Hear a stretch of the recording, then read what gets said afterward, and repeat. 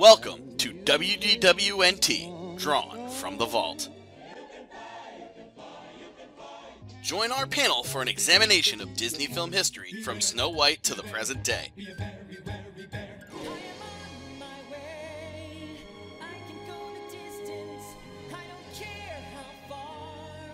Now, here's your host, Ron Deanna.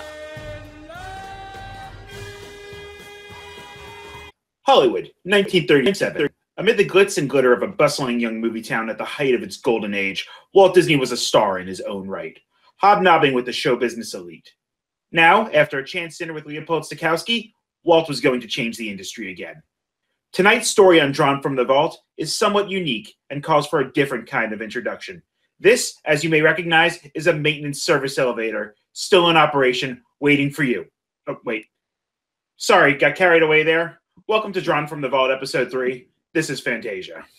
I thought the intro was appropriate tonight because we are discussing Fantasia, which started, as we're going to get to, at kind of a Hollywood event. So let's get right to it. Let's introduce our panel. I'm Ron Deanna. Tonight we have Laurel Levine. Hi, guys. Ashley Jasmer. Hi. And Patrick Hackett. My lower third's not working. During the 1930s, the Disney Company was known for two types of short cartoons, those featuring Mickey and Friends, and the Silly Symphonies. Premiering in August of 1929, the Silly Symphonies were used as a testbed platform for different types of stories and different types of technical aspects that the Walt Disney Company wanted to use. Flowers and Trees in 1932 was the first full Technicolor cartoon. It was the first to use the, I think, three strip or three color Technicolor, which Walt was the only one who could use at the time. Walt had an exclusive deal with Technicolor so that he was the only one allowed to make Technicolor cartoons for, I think, 2 years. So that's one of the things he used to push the Technicolor forward and to justify the cost of producing these cartoons in Technicolor when no one else was. The series consisted of 75 Silly Symphonies, 7 of which won an Oscar for Best Short Subject. One of the main characteristics of these symphonies was the lack of dialogue and that the cartoons were really just synced to music. So that's really the genesis of what Fantasia is coming from. It was actually just a pure extension of that. By 1936, Mickey was a worldwide phenomenon, but Walt thought he could still be refreshed. He began work on a new Mickey short that would be set to the music of Paul Dukas' The Sorcerer's Apprentice. Walt was looking for an orchestra for the piece when he happened to meet Leopold Stokowski when he was out to dinner at a restaurant called Chasen's. Walt had told Stokowski about this new project, and Stokowski agreed to conduct it. The production was just supposed to be a short and part of the Silly Symphonies series, but the cost began to skyrocket. This was already at $125,000 for just this short film at the time. That's 4 times the regular cost of a Silly Symphony or even a Mickey short. And it's something they couldn't recoup in the short subject format because they don't get the full ticket price. It's just the way the money works. You buy a movie ticket nowadays, the studio gets usually about half of the ticket, the theater gets the other half. But that's not how it worked back then because you'd have multiple films all in the same bill. Instead of just cutting the cost on the short feature, Walt decided to expand The Sorcerer's Apprentice into a full feature-length film and add in other pieces of music and other animation.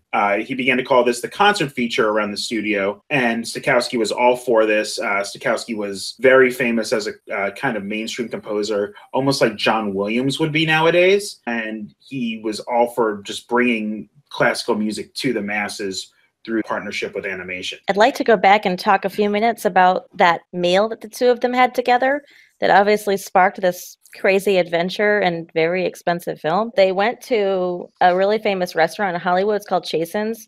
It was opened in 1936 and actually didn't close until 1995. I mean, this is a restaurant that the regulars were like the biggest names in Hollywood. I mean, most of these people even had their own special booth. This was one of those style restaurants, and you'll never like number one food item on the list. Likely what the two of them were eating was chili. It's the number one item. In fact, Elizabeth Taylor, when she was making Cleopatra, she was having Chasen's chili brought to her in Rome because she missed it that much. So I guess this is a good chili recipe. There's a famous booth called the Ronald Reagan booth. It's actually at the Ronald Reagan Presidential Library, and it's from Chasen's restaurant. And a ton of memorabilia from the restaurant was sold at auction in 1997. Tons of people in Hollywood, like famous entertainers and people in production bought all of this stuff. I mean, people like Frank Sinatra, Groucho Marx, obviously the Reagans, Elizabeth Taylor and everyone that was in her party. Shirley Temple, like Jack Benny, W.C. Fields, like Alfred Hitchcock was also a regular too. Yes, Alfred Hitchcock as well. It's very much like we think of the Brown Derby. I was going to say like we think of the Ivy today. Oh yeah. Yeah, Musso and Frank's, Spago, all those kind of famous places. Yeah, in fact, they even filmed an episode of Columbo in this restaurant. Oh, and in Columbo, he eats the chili. So we'll talk about the story and production of each of the musical segments as we get to them.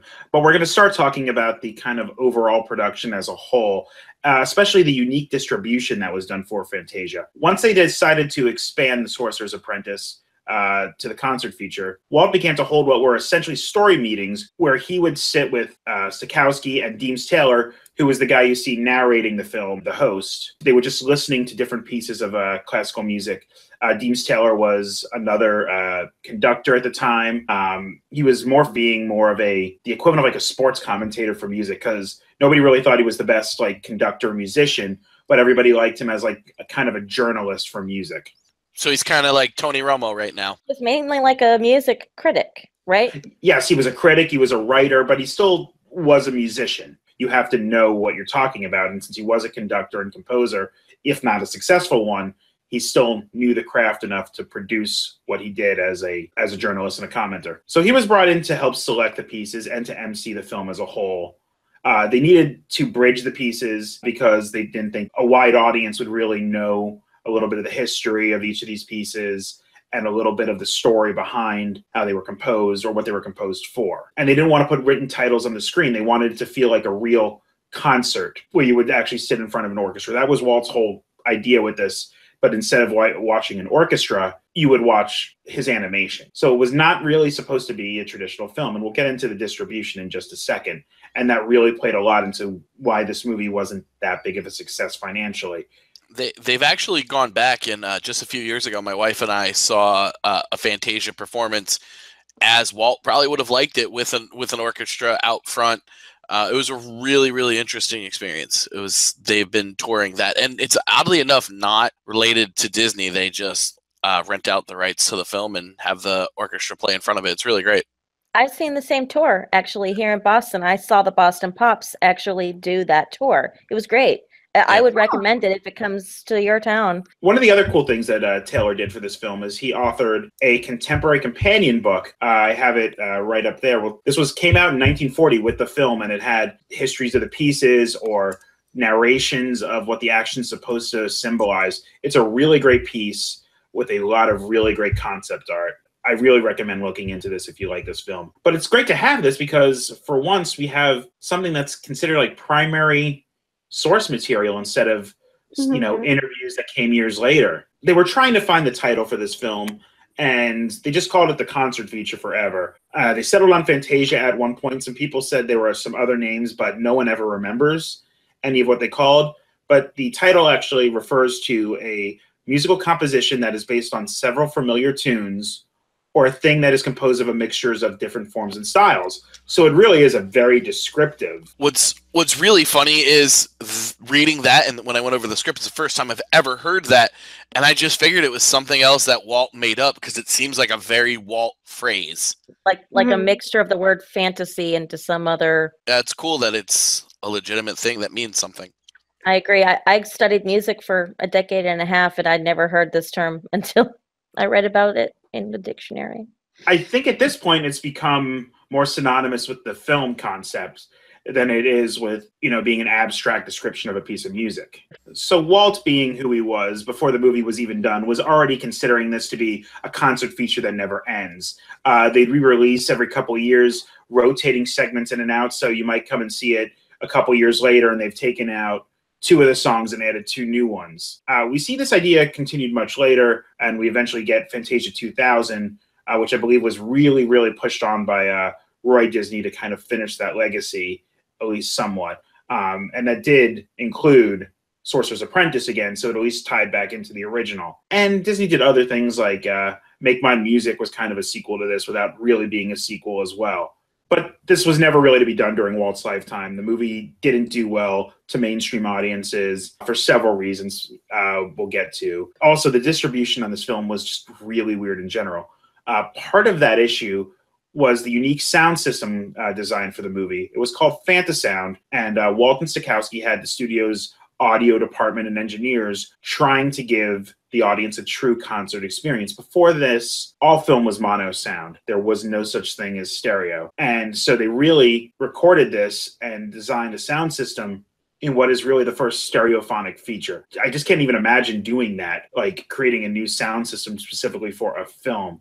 Lucas has done this, with a lot of their formats, but they also own the effects houses and the sound studios where everybody else came to record. But they also didn't have to pay to retrofit the theaters. Each theater cost $85,000 in 1940s dollars to put this sound system in. I mean, the idea of actually having to create a theater, preparing a theater for a movie. I mean, you think about this in production quality for live shows, but just for a movie that might maybe only be on a road show for a couple of weeks, it sounds crazy.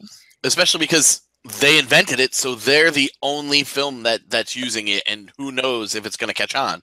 To develop this, the primary engineer working on the project was Bill Garrity. He developed Fantasound, and later it was just called Stereophonic, and as other people began to use it. Stokowski said that our aims have been greater definition of melodic line and contrast of tone, quality, or timbre. Also greater spatial diffusion, so that the music will vibrate equally throughout the theater, every voice in the orchestra having clear articulation, yet all the voices blending into one impression. So the concept was to just put every theater to be that center of a concert hall. So now that they had this new type of sound system, they needed the theaters to exhibit it. Unlike today, where there seems to be a race for this new technology in the formats, with RPX and IMAX and whatever the other formats are for the individual theaters, theater owners didn't want to invest in this new sound system. As I said, each installation was $85,000, which is about $1.5 million in 2017 dollars. Walt presented the feature as a roadshow where there would be limited prints and limited engagements in theaters that would move from city to city.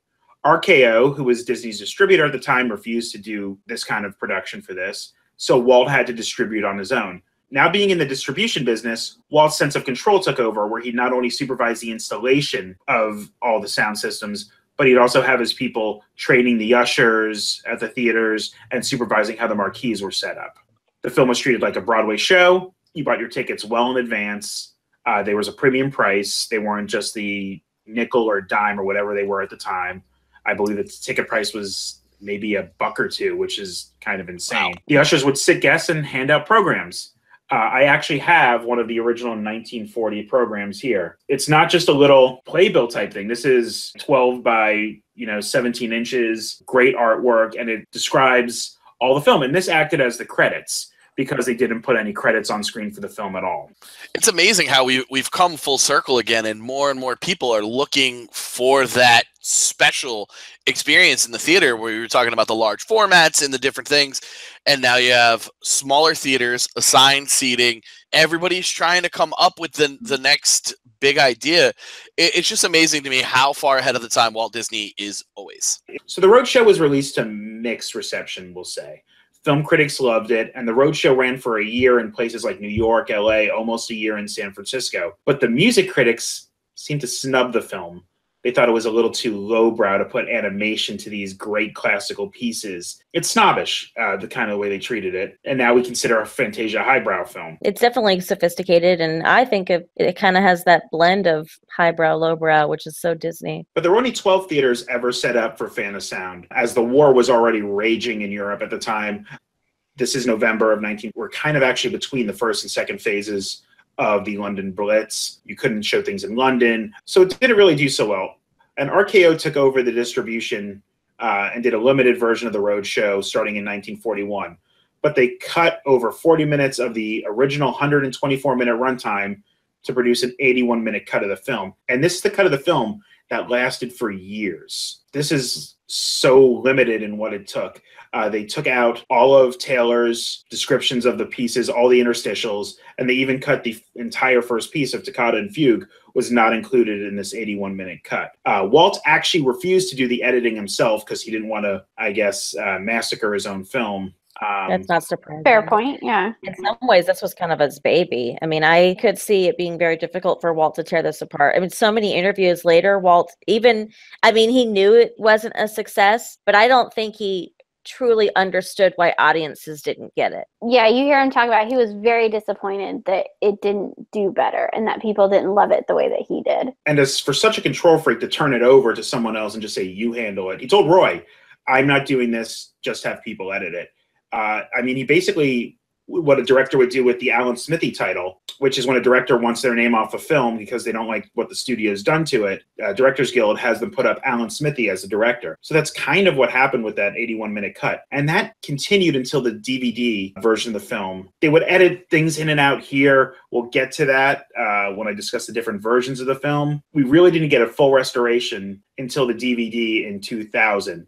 And at that point, some of the original audio was already lost for Taylor's narrations, and they had to have the voice actor, Corey, come in and re-record it, matching Taylor's lip movements with the transcripts that they had of what he said. So they have all the original narration. So we wouldn't have grown up with the full cut of the film. We wouldn't have gotten that until the after Blu-ray. Fantasia 2000 came out, yeah.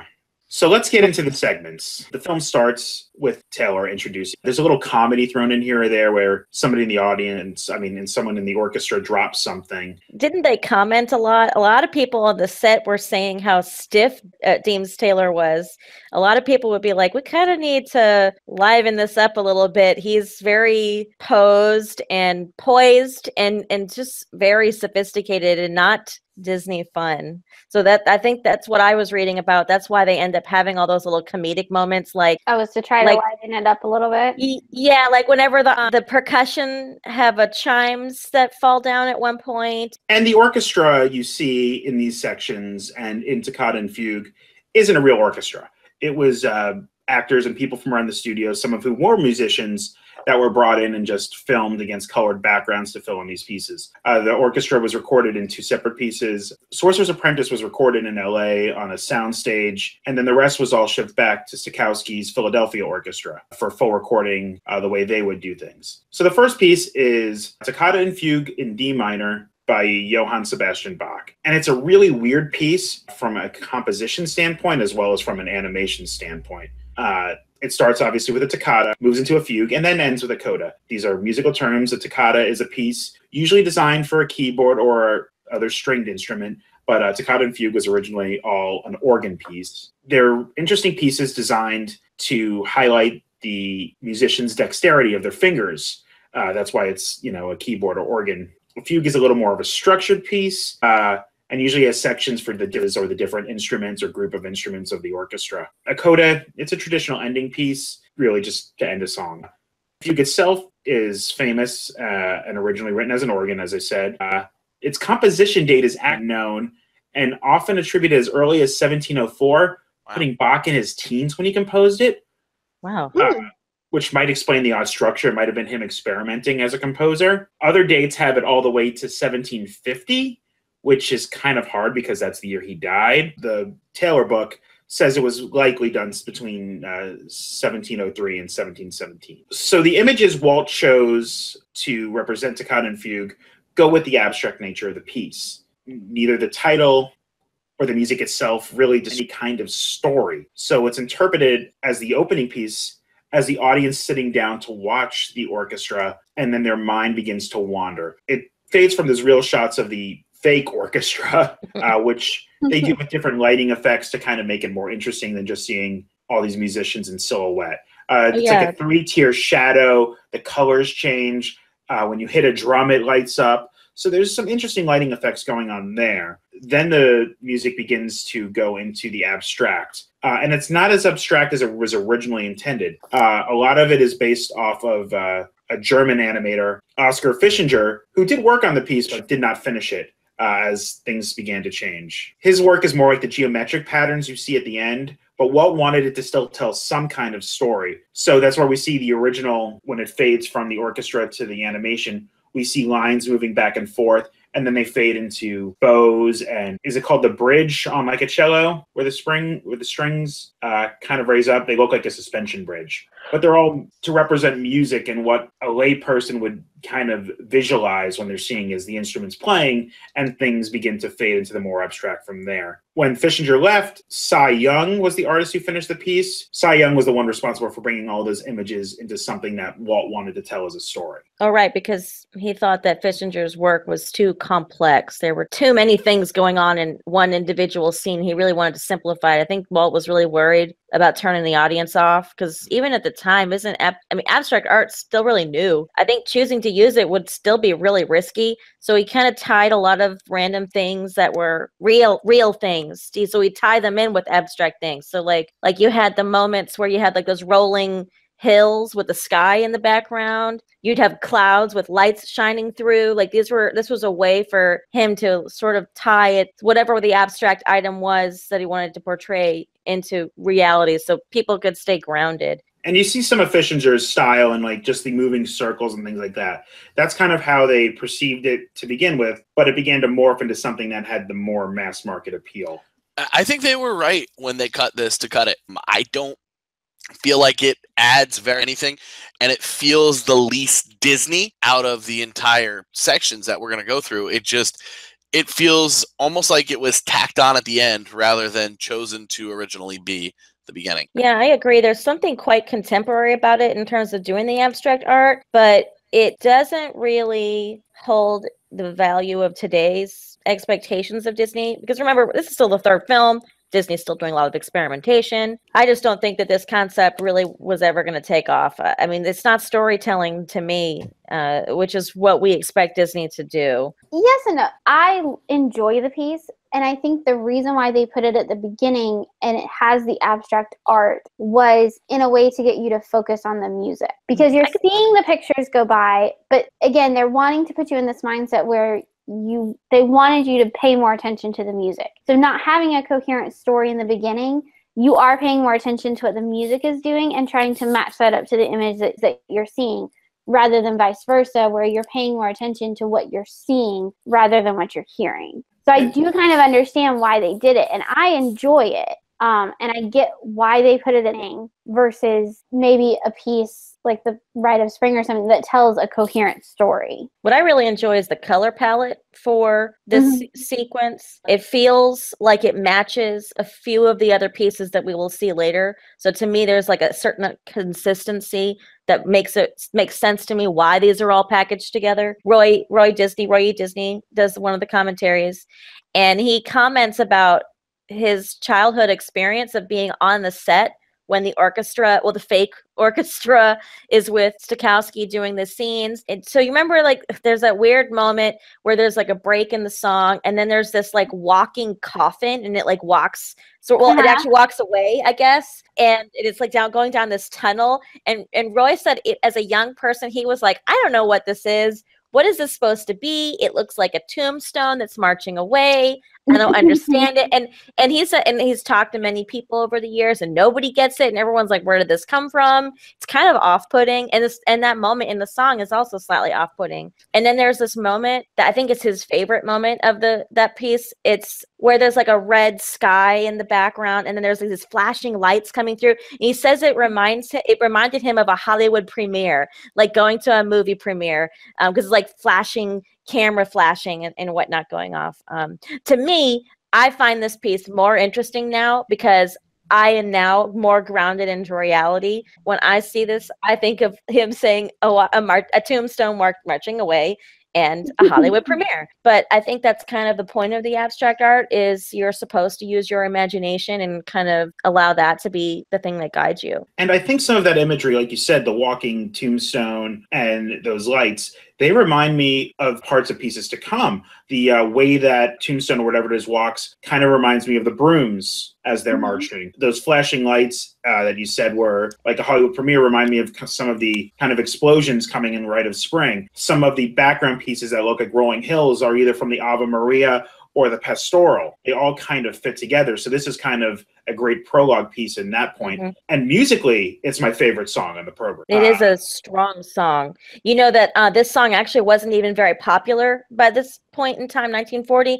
In fact, it was Stokowski's orchestration of this piece that really gave it much more popularity. So people of our age group are familiar with this song in some ways because of it being featured in Fantasia. It was also a popular piece for horror movies for a while because it's an organ piece. So it has that kind of bombastic, kind of overbearing feel. And I think it was used in the original version. It's what the Phantom of the Opera would have played before we had Weber's musical version. And the toccata has become associated with horror films, especially in the silent era. They were actually used in movies like Dr. Jekyll and Mr. Hyde from 1931 and The Black Cat from 1934. Having a toccata in this movie makes complete sense in the time period, and that it was quite popular in an orchestration, at least to have it at a concert. I think they actually used that piece, and I think in Lon Chaney's Phantom of the Opera, I believe this was the piece that they used. So the next piece is Pyotr Ilyich Tchaikovsky's The Nutcracker Suite.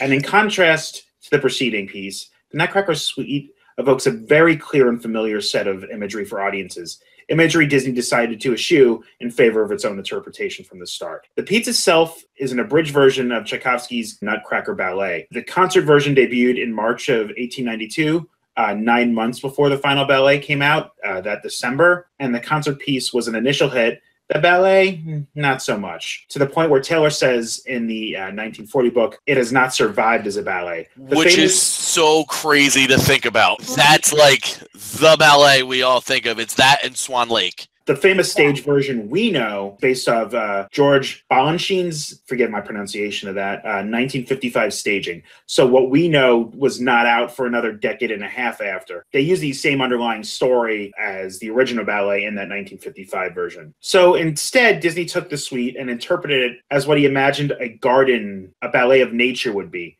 Much of the designs came from a vacant lot near the studio where the studio's photography club would go to take pictures. Disney trimmed this suite as 6 dances taken from the original 8 movements. The original had an overture followed by a series of dances. A march, the Dance of the Sugar Plum Fairies, which is actually kind of a mistranslation. It's actually a French confectionery that's an almond encrusted in sugar, not a sugar plum. The Jordan almond, the go-to wedding favor of 80 exactly to 90 the Italian families. After the Sugar Plum Fairies, you had the Russian dance, the Arab dance, the Chinese dance, the dance of the reed flutes, which is again was a rough translation because there's no such real thing as a reed flute. It's a translation of a French kazoo kind of instrument is the best way to describe it. And then the Waltz of the Flowers. So Walt trimmed the first 2 movements, the overture and the march. And the rest are jumbled up because it was decided there's no vital connection to the order because it's a suite taken from a ballet. We open the piece here with the Dance of the Sugar Plum Fairies. In this case, they're the Dewdrop Fairies who fly around the garden, spreading the dew, bringing all of the plants to life, kind of to represent spring. We are going to get the 4 seasons throughout this piece, and that's kind of the way Walt pictured it. The fairy dust brings everything to life, and then eventually the dust lands on some mushrooms, and the Chinese dance begins. With a little stereotype of mushrooms, but it was actually taken from, like, they looked at a mushroom and they saw it looked like kind of a Chinese hat. The way the stem looked like a guy in a robe. So they actually looked at the mushroom and kind of went from there. They didn't kind of force it in. It's still a little bad, but the Dance of the Reed Flutes follows as a series of flower ballerinas. To me, these look like hibiscus flowers inverted. So the petals are below and then the stem's coming at the top. It's just a flower I always had around my house growing up. So that's what I think about that. They're dancing on a pond, and then we follow down into the pond. We take the bubbles down to the Arab dance, which is interpreted here as a dance of goldfish. The goldfish look remarkably like Cleo from Pinocchio. Considering these were being produced at the same time, that's not surprising. But in fact, in the Taylor book, it's referenced that Cleo was originally taken from this pond before finding her home with Geppetto. So that is actual canon of 2 Disney movies being connected. It's the beginning of the Disney universe. And this is from a contemporary Disney-produced book. So this one we can actually say is true and not that, you know... Oh, don't. Pixar theory. Pixar theory holds water. But if I hear one more person talk about Frozen and Tarzan are connected, That was the one I was thinking of. I mean, it was the directors of that film who put that out there. They don't understand basic geography then. So from the fish, the bubbles start to float up, and we get a close-up on one, and we begin to see a thistle dressed as a Cossack for the Russian dance. Some orchids come in to serve as the female dancers. The sequence then ends with the Waltz of the Flowers, where there's 2 new sets of fairies. The autumn fairies come in and start changing the color of all the plants. And then there's some dandelions, but almost dandelion dancers as ballerinas floating through the air. And then finishing with the winter fairies bringing frost all over the garden. I think the most memorable bit here is probably the Chinese mushroom dance. And they weren't the original choice for the dancers. They were originally supposed to be just lamplighters in the background of a bunch of lizards dancing for a frog king. But as I said, they thought the way with the folds of the stems and the hats just fit the Chinese dance a little better. The littlest mushroom is actually given a name in the program that went on, and he is known as Hop Low. I wish they made a sum of Hop Low. Art Babbitt was the lead animator for Hoplo, and it's amazing. In such a short sequence, he puts so much character into a non-speaking mushroom, and you could see him, he's different from the other mushrooms in such a way that he really stands out, and I think he really makes that section of the thing, which is the only real part of this piece I really love. Next up was the Arab dance, and it was based off of, in Walt's word, where you get a peek inside a harem where the girls would dance with their veils. So this is why the goldfish were used with those long flowing tails. They simulated the veils, and you could see some of the animation where it almost looks like the main part of the body is darker in silhouette, and it looks like what Jasmine's hair would be with those long braids, and the very extended version of those tails, even longer than I think Cleo's, trailing behind to act as the veils in a really cool way. The lattice work of the coral is supposed to simulate the lattice work you'd see in the geometric patterns of a sultan's palace. They brought in a real Arab dancer named Princess Omar to come model for these things. She was hired to show the animators what Walt called a natural hoochie coochie motion. And where else have we heard that phrase in Disney history? It refers to, specifically, at least in Disney things, a lot of people know it from in the Carousel of Progress. In the 20 scene, the sun's looking through the stereoscope. There's the Norwegian doing the hoochie coochie.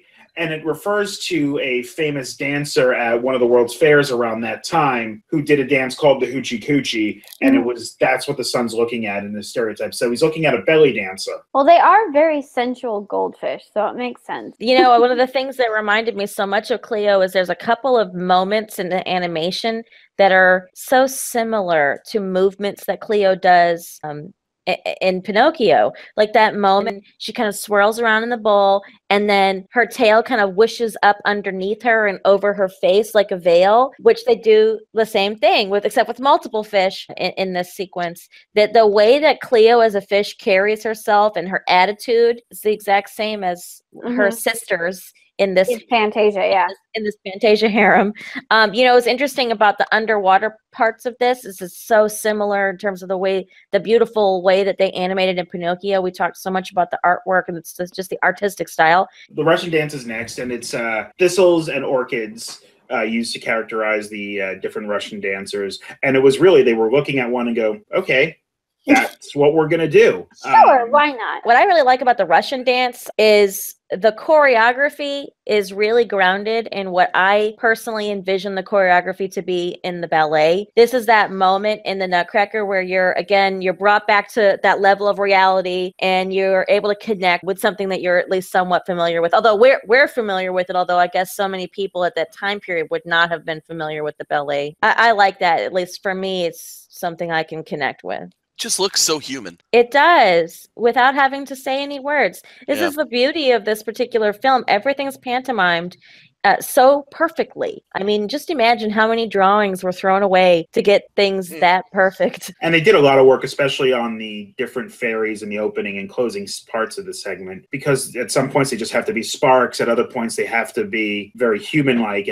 but they still have to show scale. And this is way before Tinkerbell was done. But you could definitely see Tinkerbell is a more fully formed version of one of these fairies, because they do have personality, and they do have that little spunkiness she has to them as well. As we go through this, you see so many influences on other films. This really is a masterpiece of animation and storytelling. I think, because they were a series of shorts, some of the animation isn't as beautiful, or as detailed as you get with Pinocchio. I mean, there are some incredible things, particularly when we get to like the close-ups of Chernabog, the redesign of Mickey for Sorcerer's Apprentice. There's just so much beautiful there. But it's still, because they were shorts, they were not on the same detail level because they had to pump these out. And that's why we can see a lot of these artists were working on other things like Fantasia and Pinocchio at the same time. You know, going back to talking about the animation style, especially of the Nutcracker suite, they do such a great job in making each segment of the Nutcracker suite feel like it's part of a whole. So obviously the style of the entire piece was considered, but what I really am astounded by is the level of detail in the artistry. Like, there's so many things that they did with this particular sequence that they've never done before, like all the shading and there's the several layers of different coatings of different colors on the different flowers, making certain things more lifelike and giving things movement and giving things depth and texture. Like, when you look at the individual cells of some of those little poppy seeds that are like flying and puffing off. So the fact that they thought it was, necessary to put so much artwork into it, I think is astounding. And there's actually even some pseudo live action composited into this. So the snowflakes for the winter finale were actually animated individually, but then those paintings, the static paintings, were put on gears and filmed as spinning. And then they filmed those spinning and composited them onto the other animation. That's so incredible to think about. And I did not know this before my rewatch recently. And when you look at that, it's just incredible to think about how they did this. You look at it and you have to ask how they did it at the time. The depth that is in a 2D of that time is just incredible. I mean, you have hand-drawn snowflakes on gears that spin over black velvet with the multiplane, and then it's thrown into the rest of the animation. It's just the work that goes into this stuff is obscene. And now it's all digital. Yeah, there's actually a moment in, I don't remember if it's the opening piece or if it's the finale piece of Nutcracker. It looks just like the old mill. So like where you have the spider web that's kind of coming closer into the foreground, and then you see the fairy pop up.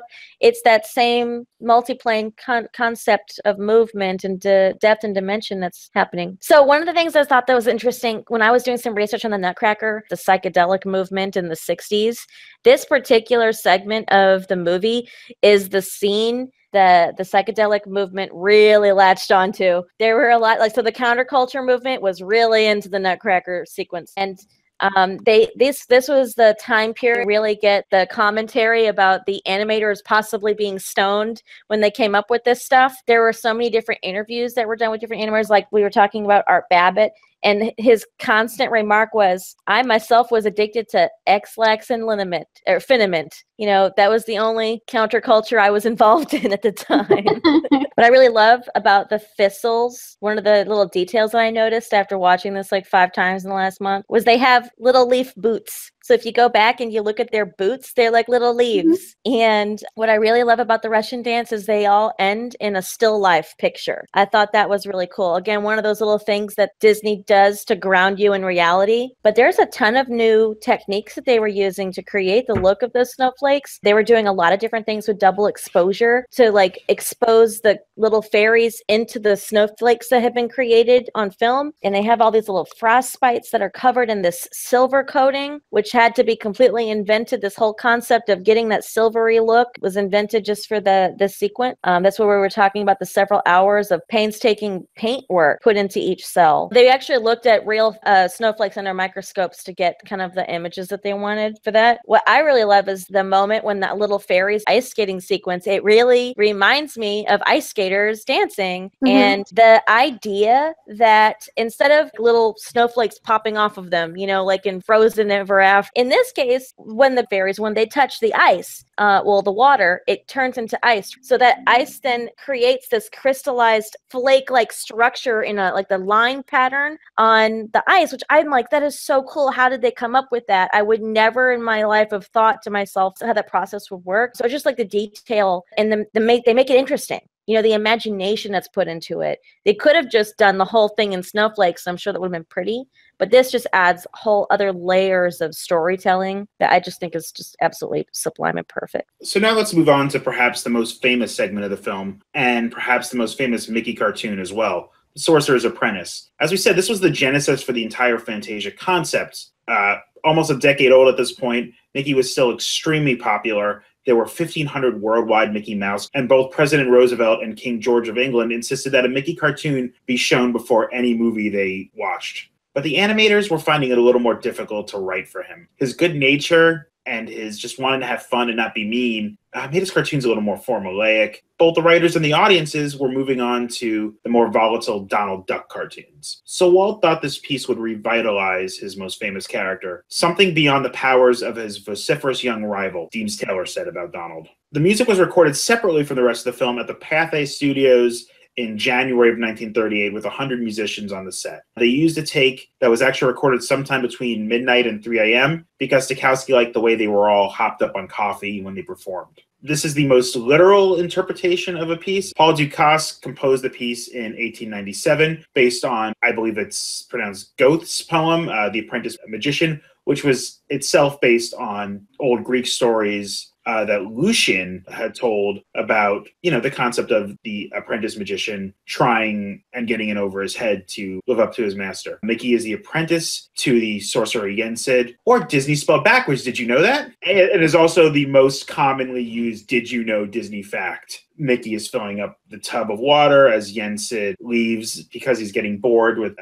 simple magic doing. Mickey steals the sorcerer's at this point very famous blue and white starry hat and decides to animate the brooms to do the work for him. He falls asleep and the broom keeps filling the tub with too much water. It's overflowing. So in order to stop the brooms, which you can't do with the magic, Mickey goes to chop up the broom with an axe, all the little pieces, form more brooms, which continue to fill up the water, and the room gets flooded until Yensid comes in, ends it all instantly, and Mickey goes back to doing his work after a little kick in the butt. One of the things that was new for the Sorcerer's Apprentice was a new design for Mickey. Fred Moore was given the job of animating and did something that seems insignificant, but he gave him pupils. Before they were the pie-eyed or the very wide-eyed, and Mickey's eyes just kept getting wider and wider over time until now there's the white section of his face, which was originally his eyes. Stokowski wanted to use another character here, but Walt wasn't having that. Could you imagine saying that to Walt Disney? Like, that took some cojones. They were actually considering having Dopey as the character of Mickey in the Sorcerer's Apprentice, but then since they were able to come up with a cuter version of Mickey, they were like, this is good. It does play well with Donald in PhilharMagic. Well, I mean, if you think about it, Dopey kind of would have worked, though. I mean, he already was a pantomime character and quite visually interesting, I think, for the role. But, this would be the moment where Mickey would really take off. I mean, is this his first feature film? So this is the beginning of a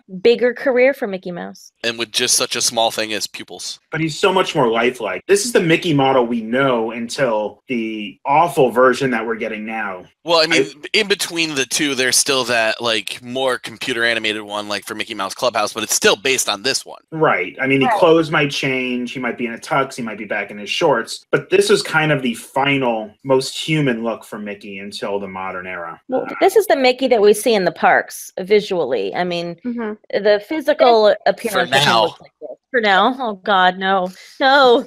Stop it, Patrick. I'm saying the truth. He's right. There could be a Mickey evolution in the parks, and then where will we be? I don't think the new I will be beating down somebody's door. Oh my God! Could you imagine the talking Mickey, that horribly drawn, creepy, like black outline? Horrifying thoughts I've had all week. I mean, that's as bad as the original.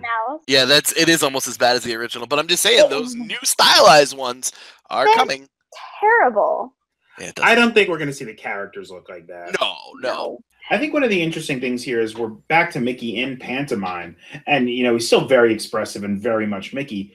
But kind of the funny part was what made Mickey so famous in the beginning was he talked. Right. First appearance. He doesn't talk, but you can almost imagine like dialogue in your head where he is talking. I agree. Just based on his expressions. It speaks volumes. It wasn't until this recent rewatch that I realized that he did not speak. I honestly always thought he spoke during that. I don't know where that thought came from, but he does come in after the bit to shake hands with Stokowski. Yes. And he does talk there. Oh, that's true. That probably is where your brain thinks of his voice. It's super adorable. It is. especially for the time that they did. And they had to instruct Mr. Stokowski on how to act proper, like whenever he was doing the handshaking movement for the film. Oh yeah, 'cause you instructing can't him. go too fast or too slow. Like it has to look very natural, but still be very on point. Now that we're talking about Stokowski, I thought it was kind of interesting that he had a nickname. A lot of people called him Stokey. He also was really famous for conducting without a baton. There's a Silly Symphony short with Mickey Mouse and a marching band, and he's got his baton. The band conductor. The band Right, concert. the band conductor. And so that is the traditional thought that we have when we think of a conductor. But he became famous for not using a baton. He was very hand sufficient. It was very all over the place with the hands, and he was very physical, just a physical expression of the music in some ways. A lot of people would be mesmerized by watching him instead of anything that was going on with the orchestra. And he was really interested in electronic sound reproduction. Later in his life, he got really involved with it. And I think partly was sprouted by his collaboration with Disney in making Fantasound. He was as famous of a self-promoter as Walt was. He was very out there in the public. And for a conductor, we don't think that's something we think of nowadays. I mean, John Williams is obviously famous, like Alan Silvestri. Like, we know them as film composers. We don't know them as personalities, and he was a known personality at the time. I think that's kind of like the fun of this show, is that I learn things like that. Like, I'm learning who Deems Taylor is. I think that's the coolest thing, and it's just finding out the contemporary setting which these are released is so important to the film, and it makes you see it in a different light entirely. He and Greta Garbo had like a torrid affair. It was in between two of the three wives. He had 5 children between 3 wives, and 2 of his wives were famous heiresses. His second one, his first wife was a famous pianist. Actually, she's partly to the reason why his personality was the way he was, and she sort of helped him create this effect of what he would eventually be as a conductor. So you can thank her for creating the entertainer that was Stokowski.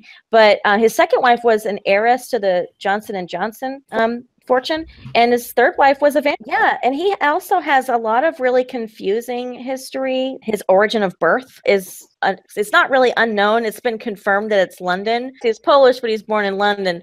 A lot of people thought that he was born in other European countries because his accent was a little unusual. So back in the day, in the 40s and 50s, if you ever looked at caricatures of Stokowski, it was always like the face with the hair.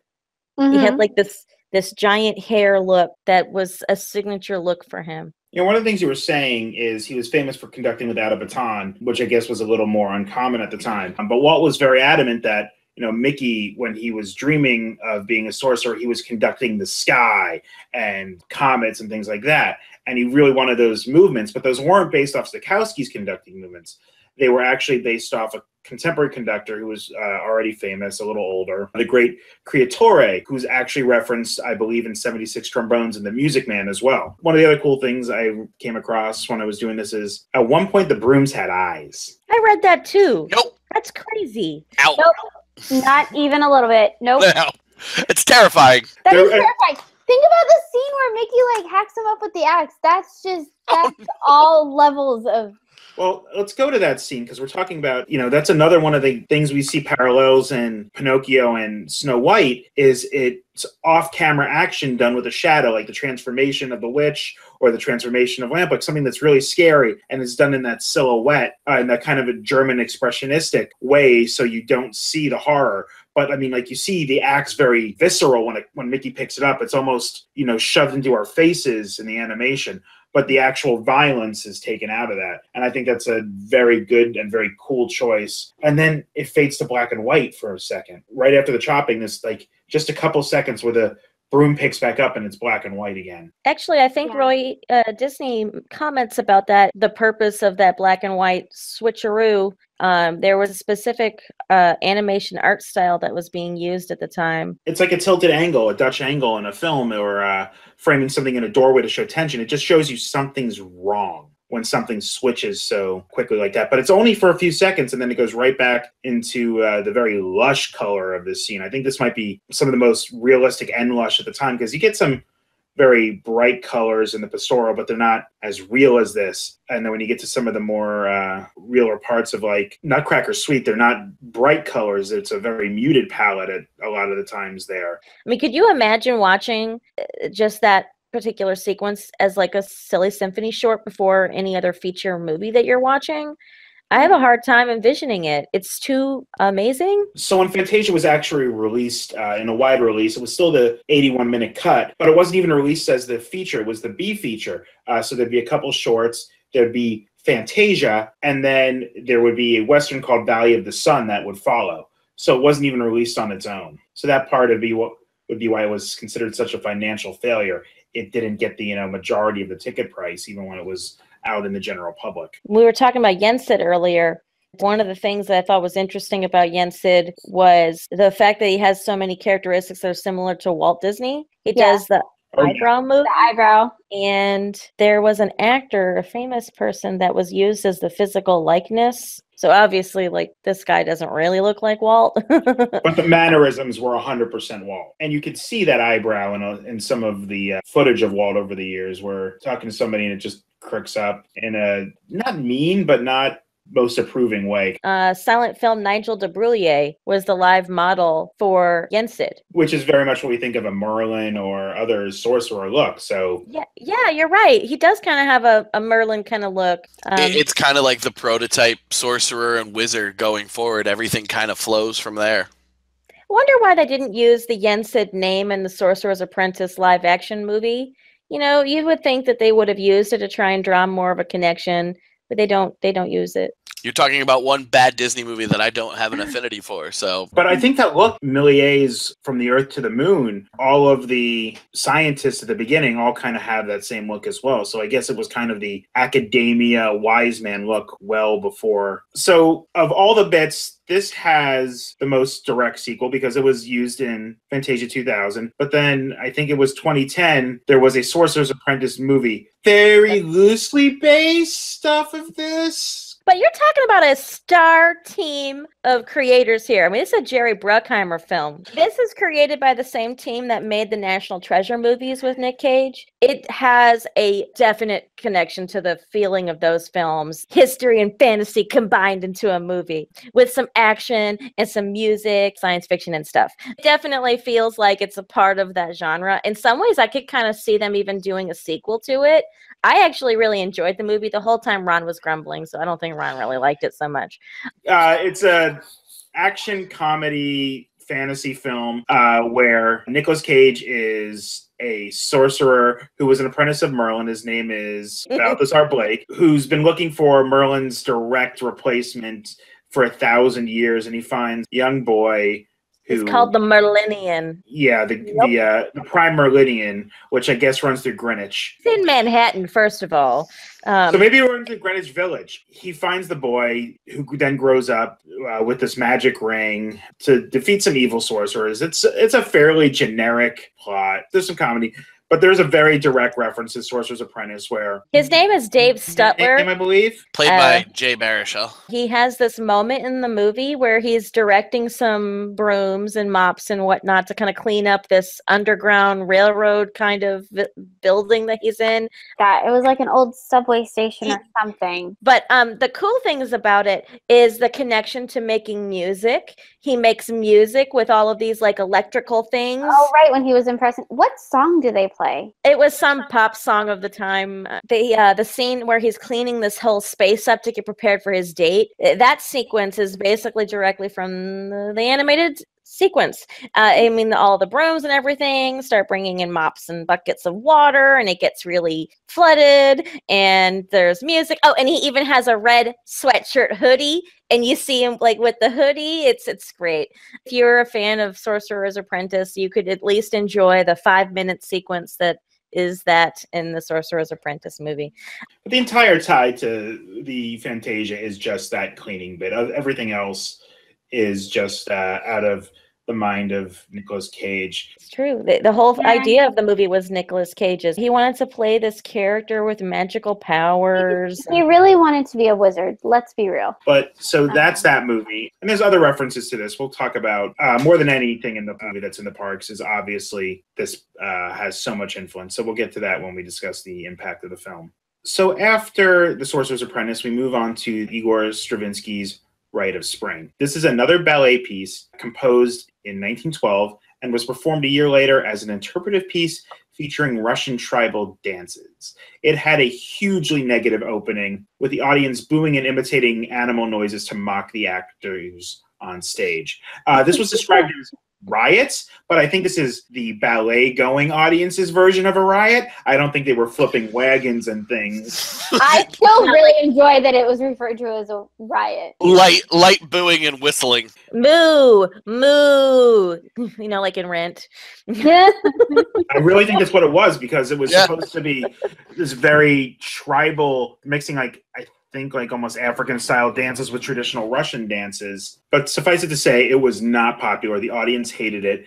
And the reports said it was so loud with that booing, the dancers could no longer hear the orchestra and were trying to they were side of the stage to their like dance director, the choreographer, to figure out what to do, because they couldn't time it with the music anymore. The crowd was so incensed by this. Leave. Like the show is done at that point. Stravinsky was the only living composer to be used in the film, and he actually met with Disney about using Rite of Spring here. Stravinsky referred to this piece for the ballet, but it was existed on its own, and he really still wanted to be about creation. And so Disney interpreted that as going back even further in time with the creation of the universe and the Earth. The science of this was all still very new, but Walt had his animators follow as possible. I mean, they had Edwin Hubble come in to consult on some of the like early space scenes in this. And this is at a time where they're just coming up with the concept of the Big Bang, which was at the time a dismissive term used for it. I'm not even sure if it was out yet, but it was right around the same period where that came out. This is just after Hubble discovered the concept of galaxies. We didn't even know there was anything beyond the Milky Way at the time.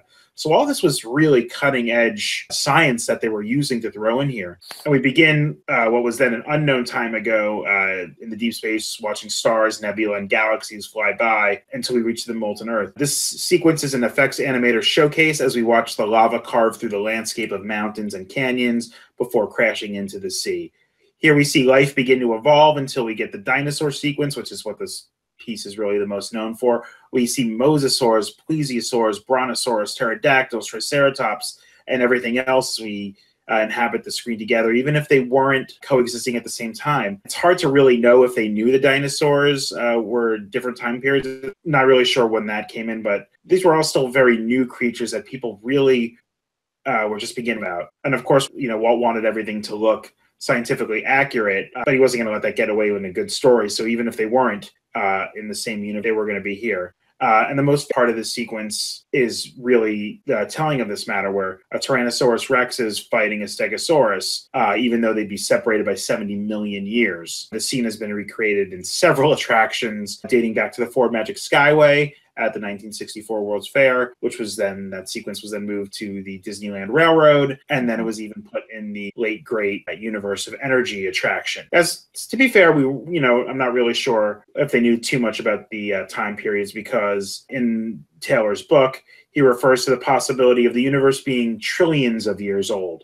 They really hadn't got the whole concept of that 14 billion years and 4.5 billion years for the Earth. So, not really sure where they were on the age of the universe, which they might have thought was infinite at that point. Originally, Disney had wanted to use Stravinsky's Firebird suite and not Rite of Spring, but Walt asked about a piece that could really illustrate his prehistoric life. So this is one of the ones where they kind of had a concept and found the song to match. And it was Deems Taylor who suggested Rite of Spring. And Tchaikovsky was really into this, and he wanted to show the animals eating each other as part of that raw tribalism of the song. There is a biography of Tchaikovsky's where he says it was his idea and pressured Walt into including Rite of Spring. But I think anyone who knows Disney history is going to know Walt was never pressured into doing anything he didn't want to. This obviously, Walt had to at least agree to it and wasn't under pressure. I read that Stravinsky had even offered to Walt Disney to write a whole new composition for the movie, but then that never took off. Tchaikovsky actually had a history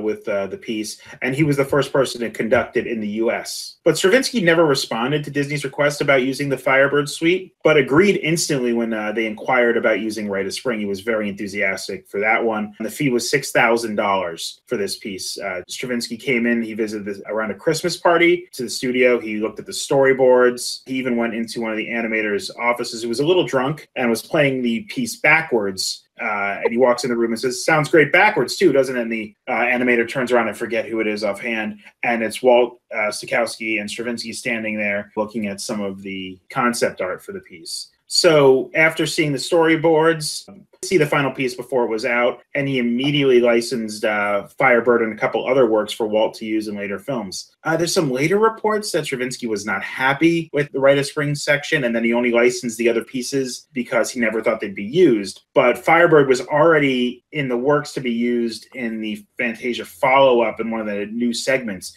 So it seems like he really knew it was there, and this is just one of those, him trying to separate himself from the pop culture and be more of an intellectual later, seems to be kind of the consensus of that later retelling of how it worked. You were saying about the intellectuals that were involved on this particular sequence. You were talking about Hubble. There were some famous paleontologists that were also approached to provide their expertise on the way at least certain species would look. And, you know, a lot of that expertise is kind of where Walt was deciding to design them more like real dinosaurs versus Erlo in the dinosaur. And we might not consider the piece scientifically accurate now, but at one point it was taken out of Fantasia and shown in science classes. Leonard Maltin talks about seeing it in there, but there was a 16mm version of the film that was an educational film, and Walt really did want it to look real. He told the animators to animate the movement of the dinosaurs like dinosaurs would move, not like Pluto would move. And they kind of looked at him like, so how did dinosaurs walk?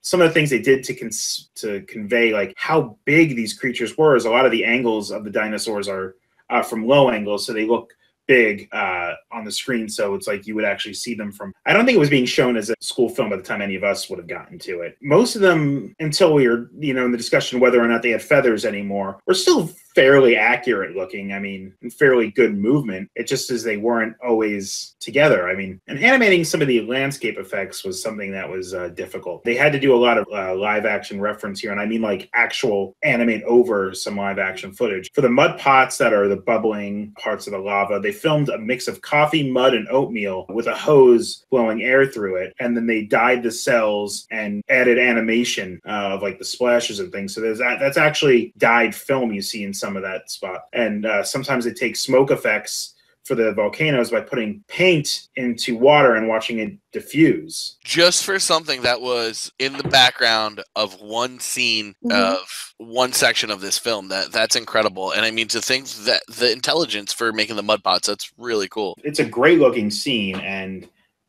time periods might be off and some of the biology might be off, but it's not bad for being at the beginning of this science. And I know, Laurel, you don't like this bit. You've said that we watched it. It's long. It's long. It's arduous. It feels like a chore. I find it to be boring and just so many different ways. It drones on. It kind of drones on. It doesn't have the same look as everything else. The tones seem to be a little more muted. And it's not as interesting, which I imagine is why it translated well to like a science class school film, because it felt off for this piece of entertainment. I totally agree. In fact, I didn't find it entertaining, although I have to put myself into the mind of someone in 1940. Like we were saying, evolution was still quite extraordinarily new, and it's being battled so much against popular religious theories at the time. The Scopes monkey trial was just, I think, 2 decades earlier than that. And at the time, we still didn't even have a whole lot of conceptual ideas about the galaxy, about where we sat in the universe. I mean, you're talking about some really intense concepts thrown all into this one horribly written musical piece. That's debatable. It is debatable. A lot of people talk about the intense experimentation that Stravinsky uses in tone and different types of musical instruments. I can appreciate from a musical perspective that this piece is unique. But it is not anything. And I expect Disney to give me a show. And for me, this was a total snoozer. I mean, I fall asleep midway every time, and I'm like, just wake me when we get to the pastoral. And as you're saying, like, it goes on a little long, particularly we go beyond the Stegosaurus fight, which I think should probably be the climax and the end of the piece, but then we go on to see the dinosaurs dying off. And in this, we see it as kind of just an environmental change. We don't have the concept of the asteroid crash or other things like the Deccan Flats eruptions at the same time. So they knew something in the environment changed, and they knew it either got too hot or too cold for them. So we just see them dying off in a drought, and that's the end of it, and it just is anticlimactic, which I think adds to it feeling so long. Well, they use like this dust bowl concept at the end, the concept that the sky is clouded by dust, and that's what caused the extinction at the beginning of the extinction. I think that was smart in terms of storytelling. Like, that part probably is storytelling wise the most interesting piece. But then you're like at the beginning of the piece where it's all like stars. It looks like a really badly drawn version of the introduction of Star Wars. And then you've got like random asteroids and nebula that come in. And then my brain like leaves Fantasia and then I go towards Xenon Girl, the 21st century. And then I'm thinking like awesome pop tunes and Raven Simone. And then I'm like, oh, wait, now we're at dinosaurs. You know, I think just there's this whole middle section that is just so horribly boring. And I can appreciate that the mud flats are really cool and how they were drawn, but it's just blah. So there's an intermission in the original film, which is followed by a segment called The Soundtrack. There's not much to say or look at. It's a fanciful look at the visualization that a soundtrack has in reality on the side of a 35mm print. I can't tell if this was cut from the original version for that 81-minute roadshow. It's not listed in the cut material, but it could be considered as part of like Deems Taylor's interlude, so it might have been cut from that way. I don't remember it from the older versions, but it's really forgettable in any way. It starts with the orchestra sitting back, coming back from an intermission, and they're starting to jam and warm up a little bit. There's a little joke here and there, and then there's a narration about the importance of the soundtrack. It's so forgettable and useless to the overall picture. I think it's just there in case people ran long from the real intermission. Well, so are you saying that it was added back in the restored version that would eventually be the first DVD?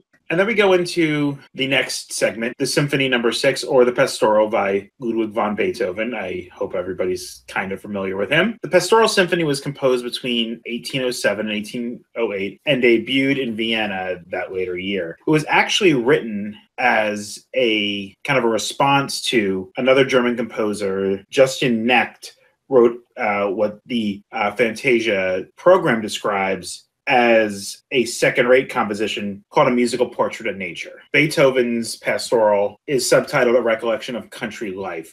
The piece features 5 movements: the awakening of pleasant feelings upon arrival in the country, scenes by the brook, peasants' merrymaking, the storm, and the shepherd's hymn. These are all included in the version with different visualizations than just Beethoven's the German countryside. It's the most criticized section of the film, part of it being that they thought some people don't think there's any visual that could really be worthy of Beethoven's music. And in fact, the Pastoral was not the original piece of music for this scene. It was originally supposed to be Gabriel Pierne's Cydalise, but something about the music wasn't working with the Pegasus scene, which was what Walt was really focused on in the concept for this part. It was one of the story directors for the film. And this is his real name. His name is Dick Humer. He was the one who suggested using the Pastoral. They actually considered having Pierne or Stravinsky compose something to fit this, but Walt didn't like the idea and wanted to use something more classical. The segment opens with the sun rising over Mount Olympus and the unicorns frolicking in the field to satyrs, or I think they call them fauns, but I think they're the same mythological creature. And the satyrs are playing their panpipes. A group of Pegasi, not sure on that one, are learning to fly with their parents. There's a cute little black Pegasus, I believe. His name was Peter. Yeah, that's Peter the Pegasus. We follow them through the cloud. They land, and then we follow the stream down to see female centaurs or centaurettes bathing with the help of cherubs. The male centaurs arrive, and they begin to court each other. We see them preparing wine for Bacchus, the god of wine, who arrives, and they have a big drunken party. Apparently, this is ticked off Zeus, because in comes a storm as Vulcan forges the lightning bolts for Zeus to throw at Bacchus and the other creatures, as they all hide until Zeus gets tired tired and just goes to bed. The characters all come back out to celebrate the end of the storm as Iris, the rainbow goddess, comes across. Apollo, the sun god, brings his chariot to take the sun away. Morpheus sends everybody to sleep, and Diana fires her bow as the moon, and that's the end of the bit. The designs of the characters in this segment are all very cutesy and very Disney, but a lot of the original concept art was a lot more detailed and kind of rich lines, and you can see the musculature of the centaurs and the other animals. And one of the first problems they came up with the animation was the flying of the Pegasus, and how do you land a Pegasus? If you look at some of the Greek art, you never really see. The question would be on all 4 feet. If the front feet would land first, the back feet would land first. Let's solve it by having them land like swans in the water. The fawns and satyrs were designed by Walt Kelly, who left Disney and then became the creator of Pogo, a comic strip that ran from 1948 to 1975. Bill Tytla wanted to draw the centaurs, but he was working on Night at Bald Mountain, so he wasn't allowed. So Fred Moore created the look of the centaurs and the centaurettes. And Walt actually said this was a bit of a mistake. I think he wanted that more realistic look for him. The centaurettes are actually a Disney creation. There were no female centaurs in mythology, from my understanding. So they used what were called Freddie Moore's girls, which were these pinups that Fred Moore would do for the other artists. They were all around the Disney studio, these really cute, nubile young girls around. And that's the look of the female centaurs. And, Walt thought they were all charming, but they were, both the males and the females, particularly the males, were a little effeminate, and they wanted the virility that Tytla would have brought to them. So this, even Walt thought this wasn't one of their best pieces. One interesting piece of information about Peter the Pegasus was that he was animated by Eric Larson, who did Figaro the Cat. So you might find there's a little bit of similarity in personality, and because they're both pantomimed. There's a lot of similar animation here. So we get to Bacchus. He's not portrayed the way he is in normal Greek and Roman art. Normally he's a young, virile, curly-haired guy. Here he's a fat man as opposed to that skinny youth. He rides around on a donkey unicorn called, wait for it, Jackus. I don't know what's worse, that it rhymes, that Bacchus rides on Jackus, or that they couldn't do any better. The design of Jackus looks a lot like the Pinocchio donkeys as well. That's true, with just a unicorn on top, but a little drunker, much happier than the donkeys in Pinocchio for sure. A couple of other characters that actually were named in this part was Melinda and Brutus. Those are the blue centaur and centaurette, who are like the lonely centaur couple, and then they find each other at last. Yeah, there's the cherubs, really. Yes, with the aid of the Cupids, who were all done by Ollie Johnson, actually. And what's really cool about Bacchus is he has the throne. He has like a little chair throne that you see that he comes up and rolls up on the red carpet to sit on. It's a wine barrel. Ward Kimball supervised the Bacchus section, and Ken Anderson and Art Babbitt then came in to do the next section, which is the Storm section, where Zeus looks a lot more like a typical kind of Zeus with a very curly beard, almost the way he looks in Hercules, 50 years later. Very similar to how he looks in Hercules. It has a very Hercules kind of feel with all the mythological pictures, and and then the style is not as serious. So like Hercules also has like a less serious tone to the animation style too. It definitely has a lot of parallels. And I noticed a lot of similarities in the color palette as well. So the color sequence is similar to the color palette to Toccata and Fugue. So you really, and which then we'll see later in Dance of the Hours as well. So having that similar color palette really kind of helps ground the whole film, in my opinion. We can't talk about the Pastoral without the elephant in the room here. Which is not available in the current versions of Fantasia. There's a character who's been edited out. There's a servant centaur helping the others get ready. She's, I think, been referred to as Sunflower, and it's incredibly racist caricature. It almost makes Song of the South look culturally sensitive at times. It's that bad, I think. Some of the shots, they reframed it to cut her out, and you can actually see the animation in those shots doesn't look as crisp because they really zoomed in on it. Others, they removed her out. I don't know if it was digitally or repainted. You see she's missing where the red carpet is being rolled up to Bacchus's throne. She's supposed to be pushing it. Here it's just moving on its own. And this is since the 1969 version of the film, they edited all this stuff out. So they replaced her with cherubs also in helping the girls get ready. No, there's one scene where if you watch the original, it almost looks like she's doing the hoofs or something. She's filing her nails. You could say they're nails. They replaced her with cherubs. because then it becomes the cherubs are doing the nails. And then there's other scenes where they just looped other animation or slowed it down, move her scenes altogether. So yeah, she's not there. It's good she's not there. I mean, this is something they thought was bad enough in the 60s they had to get rid of. What's really funny is that I kept waiting for this, and there's no way I have ever seen it since I've only seen post-1969 versions of the film. But I still remember it, so it's a really weird thing that it just kind of got etched into your memory, and I kept looking for it and didn't see it in the scene. Yeah, it's really a famous thing that it was there, but... There's a lot of YouTube videos out there that have commented about it, just because there's a number of random moments in Disney history where they've kind of gone back and said, maybe that wasn't a good idea, it's not as entertaining today, just because it doesn't meet certain appropriate levels of certain cultural changes, and this is one of those famous moments. So if you look up any videos that have to do with any of that history, this one's always mentioned.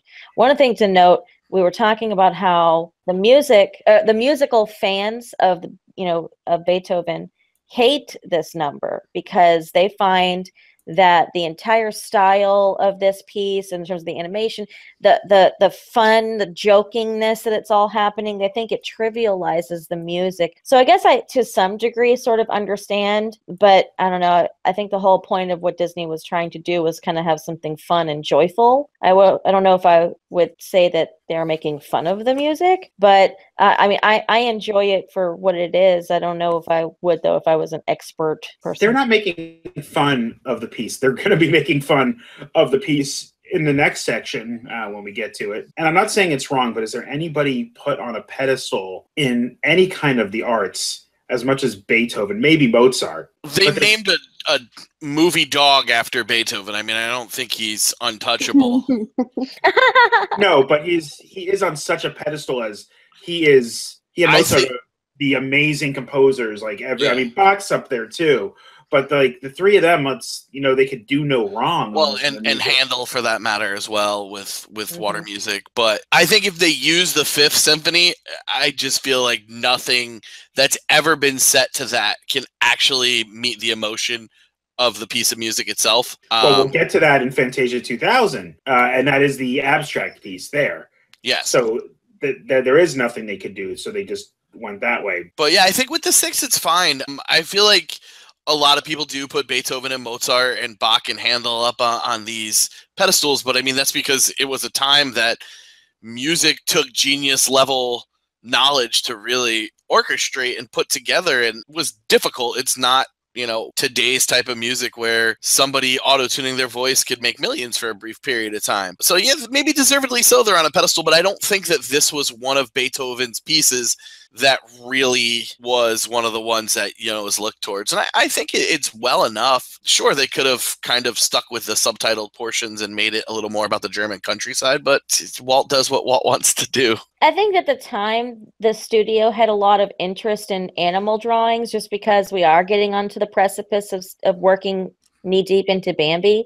So I wonder if their interest in working on this was kind of a testing ground for different kinds of animal-type behaviors and movements that they would eventually use in Bambi. And this is almost a direct sequel to another famous of the Silly Symphonies. I feel this really fits in. I think it's The Goddess of Spring, which is, one that they used to design human animation originally. So I think they really did like the mythological aspect. We were talking a little bit about the art style, obviously, in terms of it being somewhat cartoony. And it's really interesting about this particular segment is that if you go back and you look at the concept art for this sequence, you will see a striking difference. The original concept art was much more realistic, like Rite of Spring, and the way that the dinosaurs were very realistic and not cartoony. And eventually, somehow along the way, it became quite cartoony. And part of me wonders if it has more to do with the Centaurettes, because they had a lot of back and forth about how they were going to draw the girls up here. There was very clear direction of, are they going to have nipples? Are they not? They don't have in most of the film. If you're going to be blunt about it, yes. Are they going to have nipples? That was the big question. That has to be the first time nipples has been said on a WWE show. If you even look at the program, the concept art in there of the Freddie Moore Centaurettes have the nipples in it. So it was something that, came down to the last minute of what they were think they could get away with showing. Because if you look in Night on Bald Mountain, like some of the hag ghosts that come flying at the screen have the nipples. Yeah, the upper body figures actually remind me a little bit of what we would eventually see as the mermaids in Peter Pan. I mean, difference being that they have some nicely placed seashells. And then in this case, they have no nipples, just side boob. Are we allowed to say that? Yeah, we could say that. But you could definitely tell it's Fred Moore's style is so, as I'm learning about the different artist styles doing these episodes and studying them, it's so clear he really had ability to draw these cute young girls. Whether they were supposed to be for the pinups, but even like in when you get into the package films, there's one of the scenes, the one on the ice skating, they're very clearly his designs. One of the things I was reading about the Pastoral Symphony by Beethoven was that when he wrote it, he was actually inspired by a love of nature and outdoor life. And he really loved taking walks and spending summers in the countryside and doing nature walks and things like that and hiking. And that's kind of where the concepts of the different segments of this pastoral came from for him. He even does a storm sequence, which is really rare in pastorals, I guess. There's very few of them that actually have that style of segment in it. But I think the fact that he does this nature theme amongst the music in some ways kind of lends it to this mythological environment, this fantasy environment that Disney creates. Oh, one of the things I wanted to mention was about the use of the different colors of all of the baby Pegasi. Gosh, we're going to have to figure that one out. There was a lot of back and forth with artists as to which colors were going to be each Pegasi. So whenever they were using the drawings that would then eventually be put onto cells, the artists themselves actually had like a specific letter that depicted which color which one was, just to keep them all straight, because there were so many of these, like 4 or 5 of them floating around at all times. And they remind me so much of My Little Ponies. And the parent Pegasus, you can kind of see there's some of the remnants of that more realistic art style that this was supposed to have, because they're much cleaner lines, a lot less rounded, and they almost look like Pegasus from Hercules again. I also read somewhere that a lot of the centaurettes had actually been named. There wasn't a whole lot of documentation about it, but it sounds like they were named in order of appearance by Sandra, Hilda, Melinda, Judy, and Cabina. And then Melinda would be the only one with the surviving name in an actual publication, because she is the blue one with the yellow hair and the pigtails. She's the one that's the lonely one that eventually finds Brutus, the centaur, the other lonely centaur with the Cupid's going to bring them together. Now let's move on to my personal favorite piece from Fantasia, the Dance of the Hours. Dance of the Hours is originally the ballet finale from Amilcare Ponchielli's opera La Gioconda, or The Smiling One. It was first performed in Milan in 1876. The original was to symbolize the passage of time and the conflict of light and darkness. It's not a particularly light piece. It takes place outside a death chamber at a feast. I'm not going to get into this story. It's your very typical opera of millions of characters. But it's thought to symbolize the inaccessibility and the stuffiness the general populace thought at ballet. That's why it was chosen. The plot of La Gioconda is exactly as annoyingly complex as one tends to think opera is, and Taylor gives a good example of this stuffiness in his humorous description in the book. 2 characters are arguing over going to see the piece. One's describing the ballet to another who's not familiar with ballet, and he just keeps asking questions, and it just breaks down into comedy, which is what this is going to do. Suffice it to say, it's something combined all of Shakespeare's plays into like 1 week of soap opera, is how complex the story behind it is, with pirates and kidnappings and dukes. The description of the plot reminds me a lot of, like, it's a, like, not triangle, almost like a love, like, hexagon of, like, this character likes this character, likes this character, likes this character, and then somebody dies in the middle and they're all trying to figure out who's going to end up with who. But here Disney takes the concept as a little interpretation of the ballet and makes a parody of it.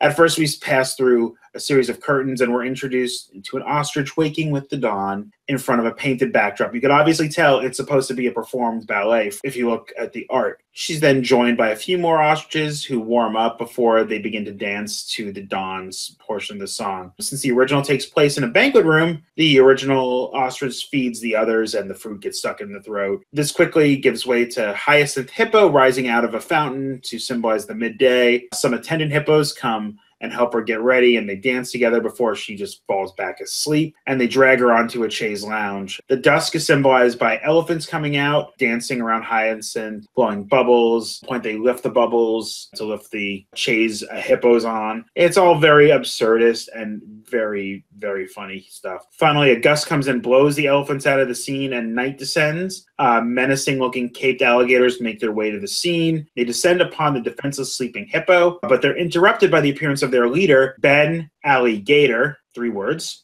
He scares the others off, and it's clear when he gets to Hyacinth that he has love on his mind and not food. They dance in a flirty way, lots of great comedy playing off their relative sizes, and at the finale, all the previous animals reappear for a big dance number that literally brings down the house. This just makes me laugh. I've watched this movie maybe 8 times getting ready for this show, and I still love it, and I still laugh constantly during. But the concept of Dance of the Hours was to let the characters inside play it straight, and they do.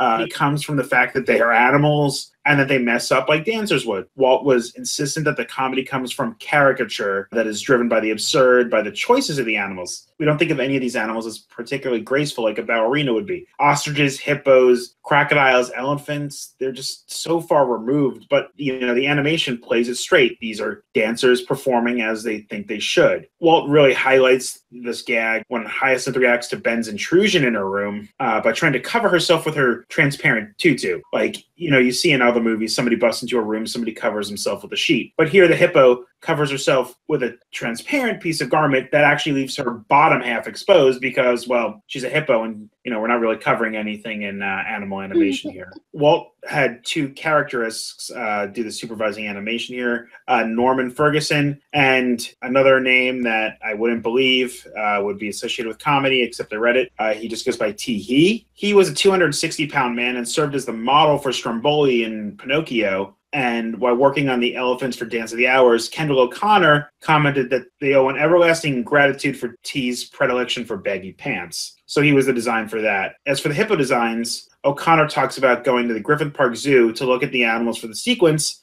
Attributes the lack of trouble drawing the hippos to the fact that the zoo didn't have any for them to reference, so they had to kind of make it up as they went. Also, the animators seem to waver back and forth on whether they're alligators or crocodiles, and they use the both interchangeably in interviews and how they describe them. They were likely alligators for 2 reasons. 1, they have a wider snout than a crocodile would, and 2, they named one of the characters Ben Alligator. There's also some homages to some contemporary musicals here. When Hyacinth Hippo is rising out of the fountain, it's a direct reference to the Goldwyn Follies, which was a famous musical that everybody would have known at the time. Beyond that, they took people have made parodies of this being a parody of a ballet. And if you look at, I would say, one of the more famous Bugs Bunny cartoons, What's Opera Doc, is kind of just taking this concept and going with it.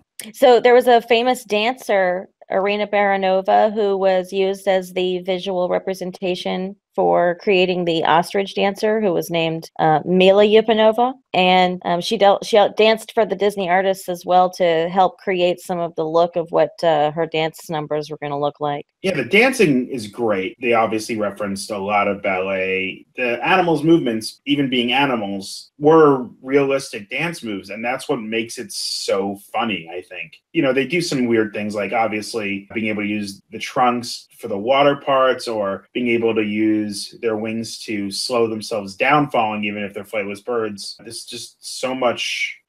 You could see real dancers doing almost all of the other bits. I really like the part with the elephants with the bubbles. Kind of reminds me a lot of the elephants on parade sequence in Dumbo. Yeah. It's amazing how much we see that each film feeds off of the previous. What comes before. Yeah. Mm-hmm. Well, back like nowadays, you have usually about, I think there's something like 3 or 4 teams of animators and animating directors that work on things in sequence. Here, everybody was being pulled in so many different directions. Like, How many of these names have we mentioned before? How many of these names are we going to mention again?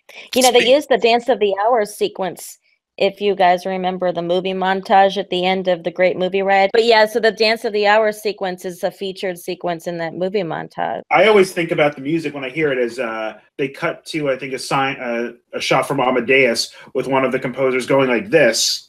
So that's always what I think about when I hear that piece of music. We're mentioning all these names that are going to get brought up again, and because I needed to know more about the man known as Tee Thornton, as it were, he's one of the founders of Cal Arts, so his influence on Disney goes well beyond this film. Yeah, so many of these guys, we could do biography shows on all of them.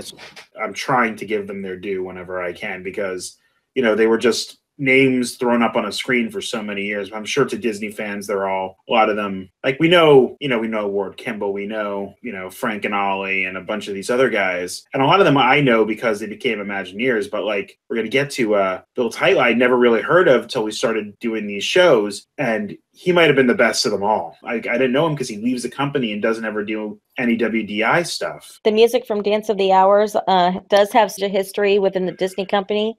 It was actually used in a Silly Symphonies episode, Springtime, from 1929. It's just such a funny bit. And this one, I think, stands alone as like this and Sorcerer's Apprentice can be taken out and be put as shorts. And they're both two of the shorter segments, I'd say. Neither of them are particularly long. Like the Pastoral is very long. Rite of Spring is very long. Nutcracker's Suite is somewhere in between. But somewhere in between.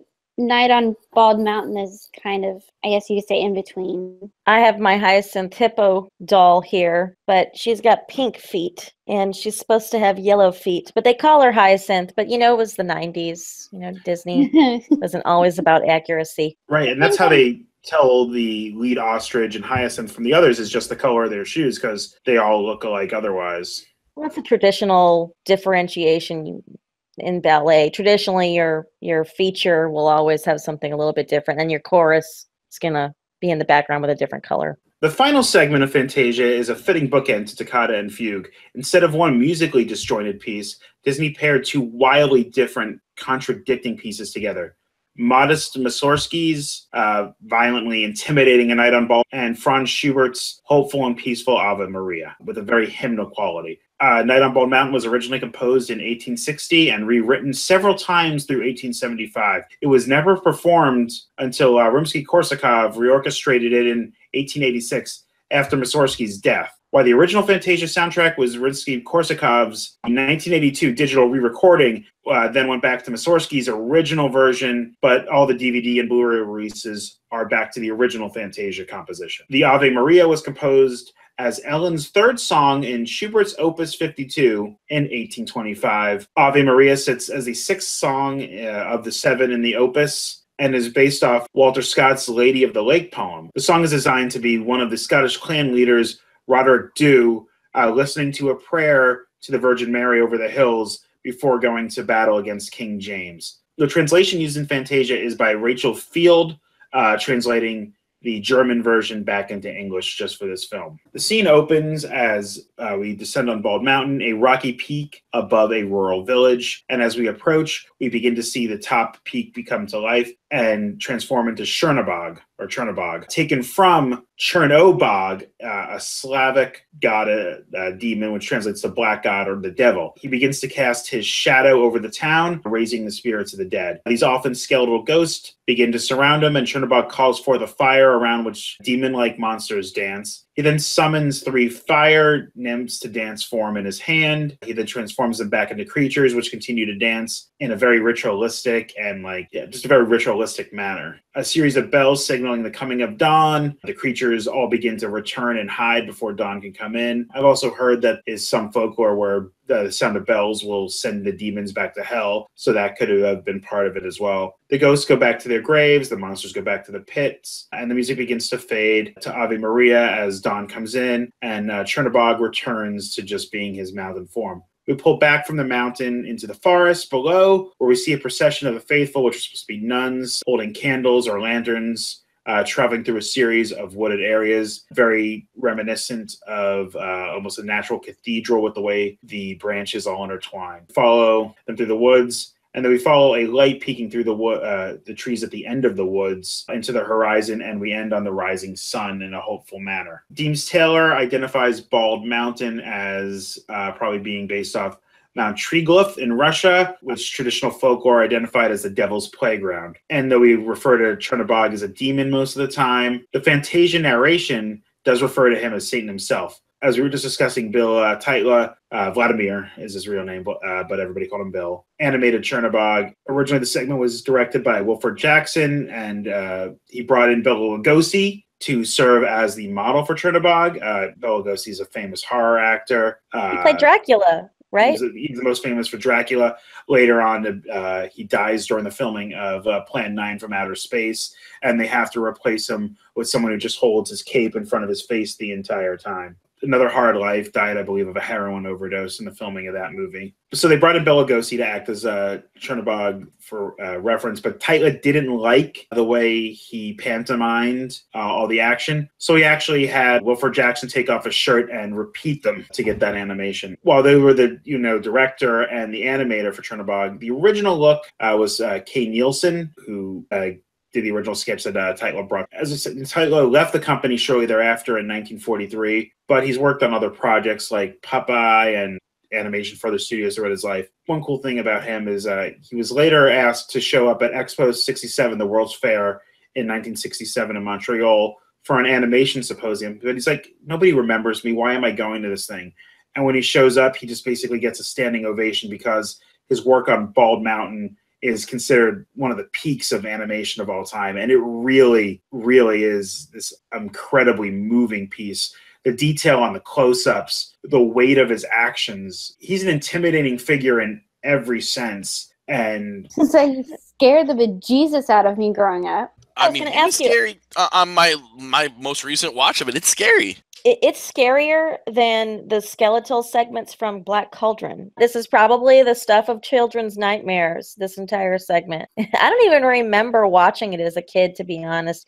I wonder if my parents just fast forward through this section. I remember this would also be like used in, I think, Disney Channel interstitials around Halloween, like segments from, I mean, obviously this is probably Disney's most famous bit of horror. It is. It's very horror-driven. I wonder, though, if a lot of the style that was later used in Black Cauldron was kind of, in some ways, I mean, it's not the same color palette, but in some ways the style is similar. I could definitely believe it. Is probably one of the most influentially animated characters. The heavies and so many other things had to be modeled after him, even just the musculature and the way he moves so deliberately and the dry brushing on his face. It's just gorgeous, everything about this scene. But then there's something I never really liked, some of the animation of like the ghosts rising from the graves, because to me a lot of it looked like these static drawings, like they're being like on a wheel and they're just being spun because they don't move. It's just like they take the frame of the ghost and move it along, or they put it on a wheel so it kind of gets distorted as it goes. Some of the others were just filmed behind ripple glass to give them like rippling in the wind. And for the dancing firewoman, the animators were given instructions of make them look like women, but don't make them look like women, as a typical kind of Walt instruction, right? Well, they also don't have nipples. No, there is one that flies very clearly at the camera. Oh, with the ghosts. The ghosts, I have to say, I was actually pretty impressed with them, because not that the animation was great like it was with the snowflakes, but that the pictures were really, really intense of those ghosts coming out of there. It was very scary until we got to like the more galloping scenes.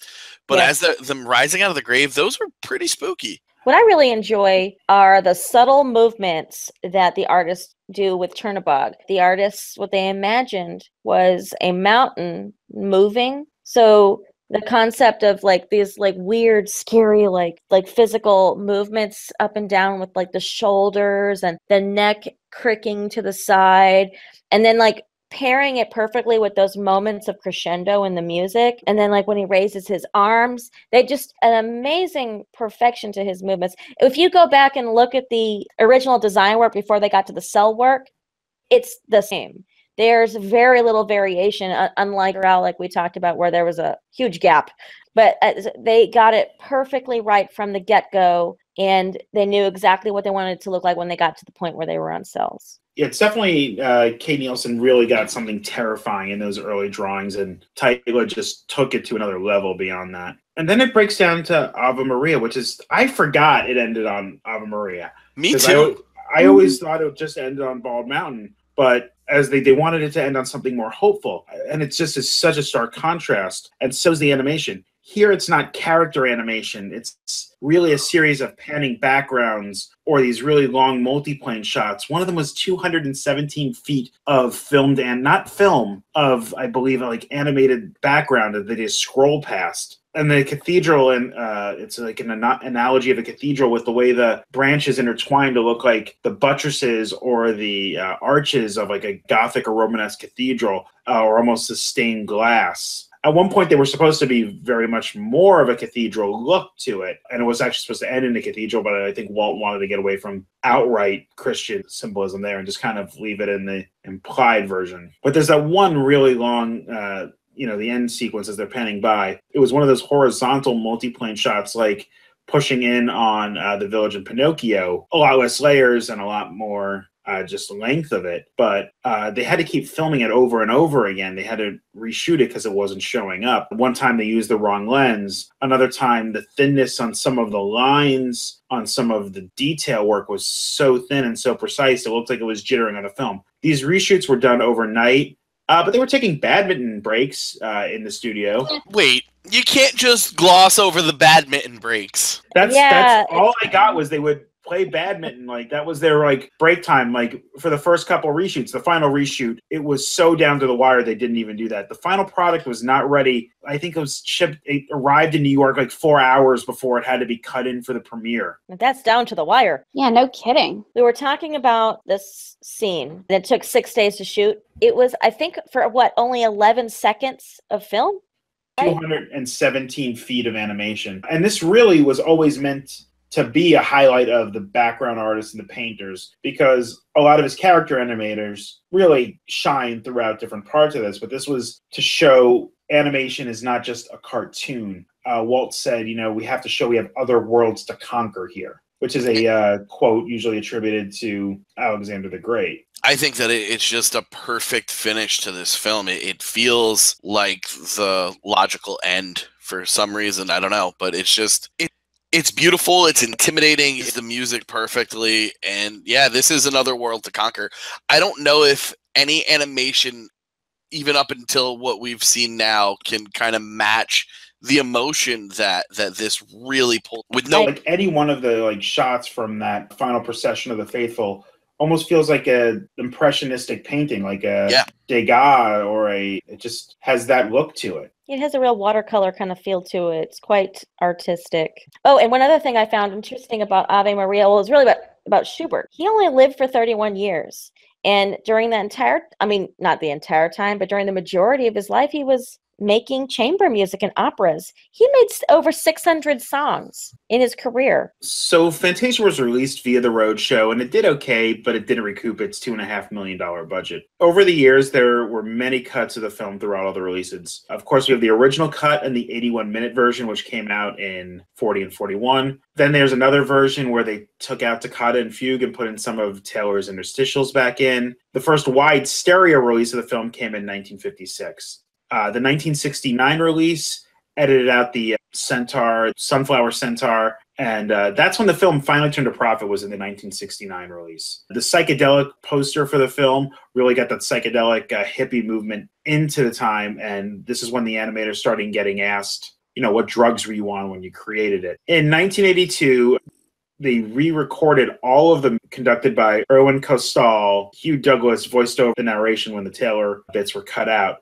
This is the version where they changed the orchestration of Night on Bald Mountain back to Mussorgsky's original orchestrations of it. Everything else was basically attempted to be as note for note conducted as the original Fantasia. Then in 1990, there was a full digital restoration of the film, but still closer to the 81-minute cut, but they put the original music back in. The original version was fully restored minus the editing of Sunflower for the 60th anniversary DVD release.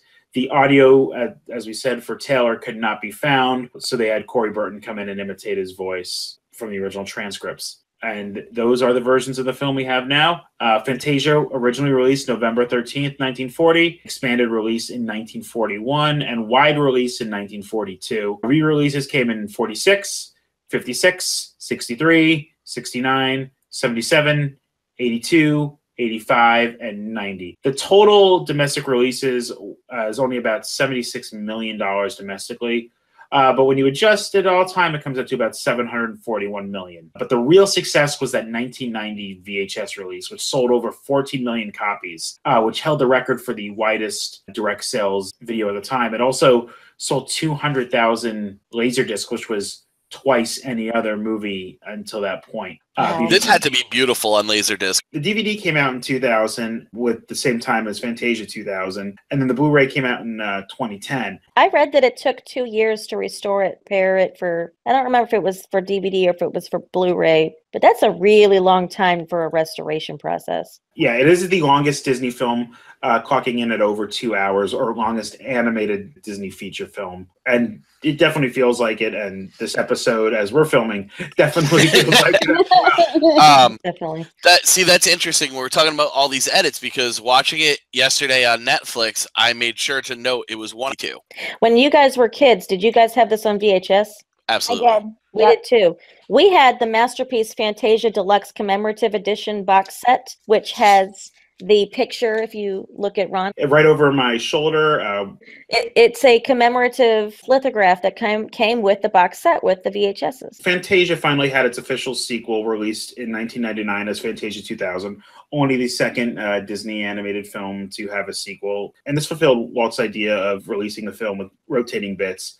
And I don't think we're going to see any more of it. But we could also look at it as the beginning of the package films, particularly the sequels. The Make My Music feels like a sequel to this because it is really just the same concept.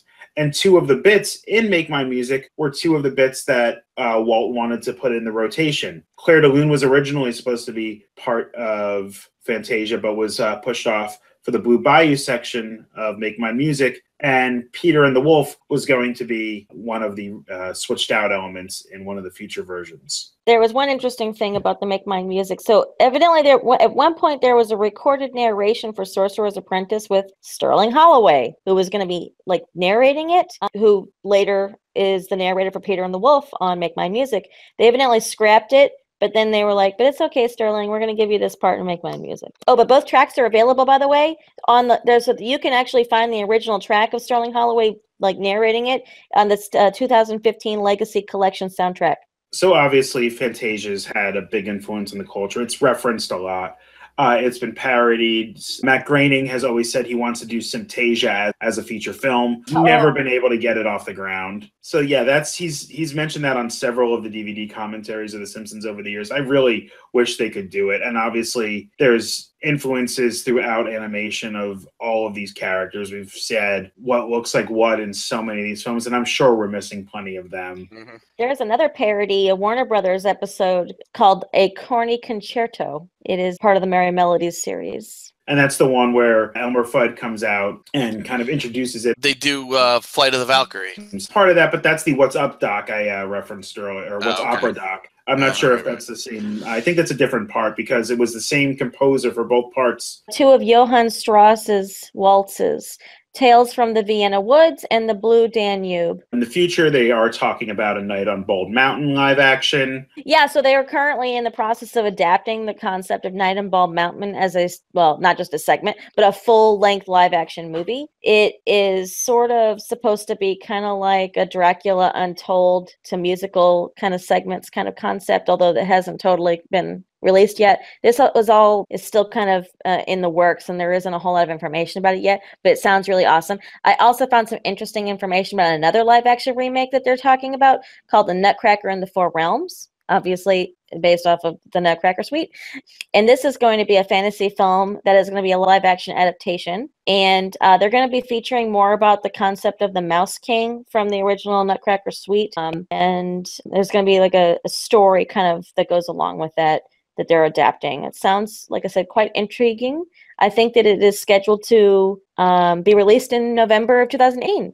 So this one might come out before we see anything about Night on Bald. There were also some canceled projects in 1980 called Musicana, and it had It was supposed to be like a concept where they were mixing classical music with jazz and like modern art. So it was all supposed to kind of be based off of this Fantasia format, but it was shelved because they decided they wanted to work on Mickey's Christmas Carol instead. And then there was another development for a follow-up after Fantasia 2000. It was going to be Fantasia 2006. The development 2002, and this was the working title. There were plans to include one by Pixote Hunt, The Little Match Girl by Roger Allers. I think The Little Match Girl actually eventually was made as a short later. And there's also Destino that was an animated short that was released later in 2003. That was also supposed to be part of this. Destino dates back to Walt's time. That was an unfinished project he worked on with Dolly. And then there were some other little individual pieces that were a part of this concept in 2006 that eventually became parts of shorts. Yeah, I think that's where we see a lot of Fantasia's influence is on the shorts, specifically a lot of the Pixar shorts where music tells the story. I mean, look at Paperman. Fantasia has inspired so many different elements to the Disney business too. This movie really took off on video games. I mean, all the way back to Atari. There's Sorcerer's Apprentice from Atari, which was in 1983. That was on Atari 2600. And basically, like, you're playing Mickey Mouse, and he's collecting these stars and comets, and like you're preventing these brooms from marching off and flooding Yensid's cavern. And then there was Fantasia for Sega Genesis in 1991. And then there's Epic Mickey, which I'm sure we all remember because that's more of our time period. Fantasia is a huge part of the Kingdom Hearts projects with Chernabog and Yensid. Yensid actually has lines in Kingdom Hearts, which would be the first time that he was ever featured to speak.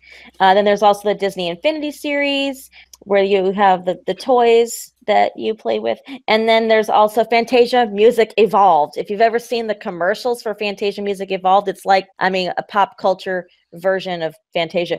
So Fantasia is all over the parks, but it's not as blatant as a lot of things. Most clearly is the Fantasia mini golf courses in the Epcot Resort area, which are about to get changed a little bit for an incoming hotel, but they are supposed to survive. There's the two courses, the Fairways course and the Gardens course. The Fairways course is considered the hardest mini golf course in the World Par 72. Really has very little Fantasia influence on that. But the other side, you have holes that I think go through almost all the segments. I don't know if I can't remember anything for Rite of Spring, but you definitely have segments that are referencing Toccata and Fugue with the abstractness, Dance of the Hours, Night on Bald Mountain, Sorcerer's Apprentice, The Pastoral. I remember all of those being included there. Have you guys played at the Fantasia mini golf? I have not. I have.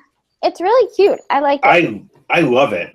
I like it much more than Winter Summerland. But it's known as the Fairways course is so ridiculously hard. I actually threw my club in the lake there once, and I went up to apologize. I'm like, I know you, you know, what do I need to do to get a new club? What do I have to pay for it? They're like, here's a club. This happens all the time. The other course is more, it's not an easy mini golf course, but it's more standard. You know, the obstacles, Mickey shooting water at you as you pass by. You know, you shoot the ball a certain way, and the lights go out, and Chernabog appears in a cavern. It's really cool. I definitely recommend it if you have the time. Other things they have is a whole section at the All-Star Movies that is both Fantasia and Fantasia 2000. The main pool there is based off Fantasia. Obviously, Fantasmic is based around Sorcerer Mickey. Chernabog appears there. Spectrum Magic had a series of floats. The most famous was the Chernabog float, which opened to a really ridiculously impressive wingspan that meant it couldn't actually be open half of the parade route because it would clip things. But when it was one of the coolest floats in any Disney parade. And just left out to rot. I think the only thing that could rival it is the Steampunk Dragon in Festival of Fantasy. Paris, the opening as you're approaching the park is called the Fantasia Gardens. And there's all kinds of references there. The Sorcerer's Hat at the studios for years. The icon that really signified the studios for several years, even more than the Water Tower Mickey. In Paris, the Storybook Land canal boats have a Night on Bald Mountain scene with Chernabog looming over the village. There's a Fantasia ice cream shop there, I believe. And then there's also a Fantasia ice cream flavor, which has come and gone several times from Main Street in Disneyland. It's 3 different flavors. Is fruit. it? Yeah. There are some interesting videos of people tasting it and having really ick faces.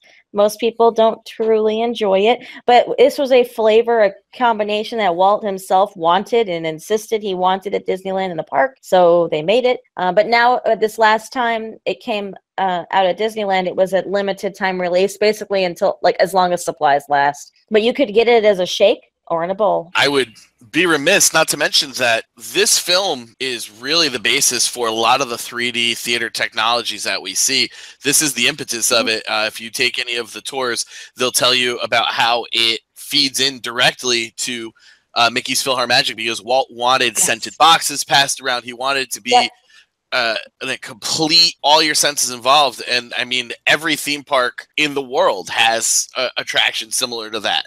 So it's just such an important thing that really started in the 40s. That's crazy to think about. Even just the installation of the sound boxes and the Fantasound was the precursor to surround sound, and showing, you know, figuring out how to work that for movies and homes and things like that. And it seems so common now that we take it for granted, especially in theaters, but they didn't have it, at least not in the way that we think of it now. No, I mean, this movie has to be, the only thing that could be considered more influential, I think, is Snow White.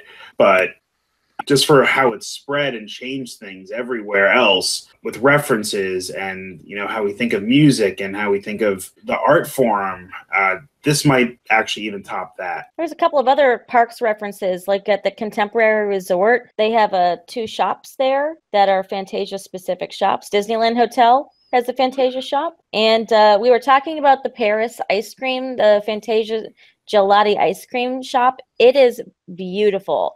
If you go and look at some pictures, they have all this exquisite artwork from the film all over the outside of the building of this particular ice cream shop. It's just gorgeous. Sorcerer's Apprentice Mickey is also the unofficial symbol of the Studios park at Disney Paris. And that's another thing I think we should comment on. You know, recently Disney's been very clear they want to market its Sorcerer's Apprentice Mickey. But for years, even the official literature, he was just Sorcerer Mickey. They've gone back to that for branding purposes, I'm assuming. There's also Magician Costume Mickey, so they might not want to confuse that. But that's been an interesting change. It's happened very recently. So one thing I want to ask, I know we're still going to discuss Fantasia 2000 at this rate. It'll be a couple years. Do you think we're ever going to see another one? No.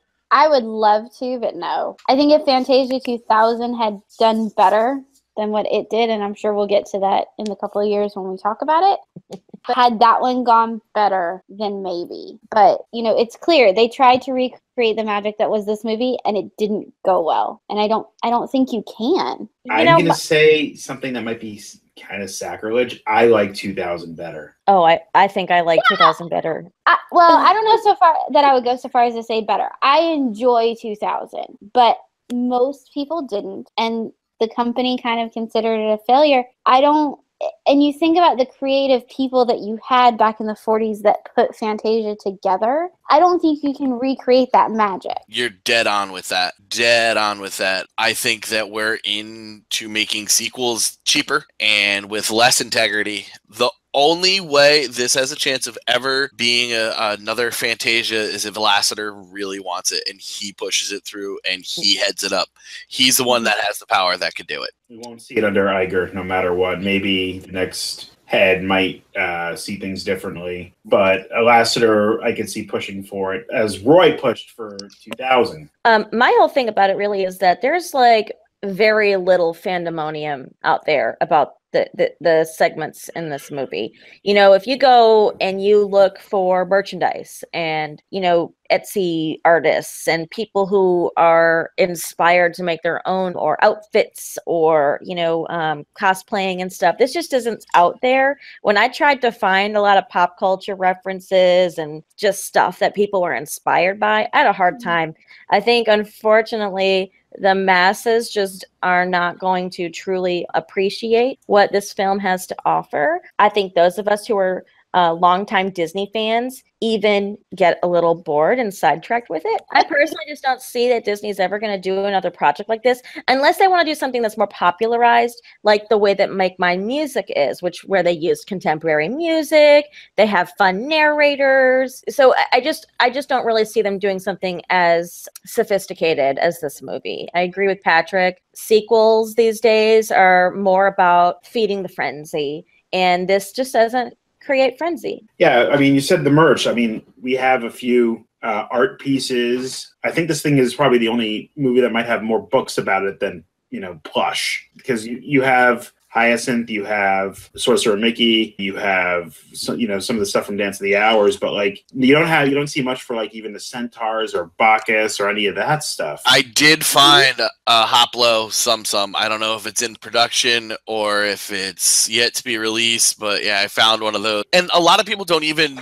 really make the connection Sorcerer Mickey to Fantasia. There was a grouping of Vinylmations that came out from different characters that looked really cool. But I mean, unfortunately, Vinylmations are on their way out. There was a figurine collection or something, or maybe they were just part of a larger figurine collection. But I do remember seeing like the Centaurs, and it was in like the late 90s, early 2000s. But they still sort of have them now. But when they used to do like all the figurines and the little film strips that would go with them, and you could collect all the characters. I forget what that collection was. We were talking about the premiere of this movie, found a couple of pieces of information I thought were interesting. This movie premiered at the Carthay Circle Theater, obviously the same theater that we see Snow White in. Is also the same theater that Steamboat Willie premiered in. So you kind of see the two versions of Mickey premiering in the same location. There is a Chernobog Pop. He also is he doesn't have the plain black eyes. Nope, he has yellow eyes. I read somewhere that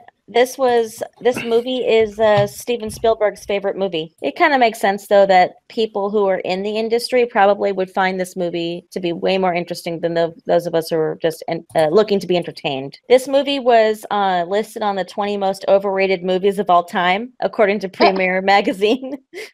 I mean, depending on whether you think that's an award or not. In 2008, the movie was ranked number 5 on the American Film Institute's list of the 10 greatest films in the animation genre. The movie won 2 Special Academy Awards. All right, and that is it for Drawn from the Vault, Episode 3, Fantasia. I want to thank my panel again. Laurel Levine. Hey. Patrick Hackett. See ya. And Ashley Jasmer. Good night, y'all. All right, thanks for watching, everybody. And we hope to see you soon for Bambi.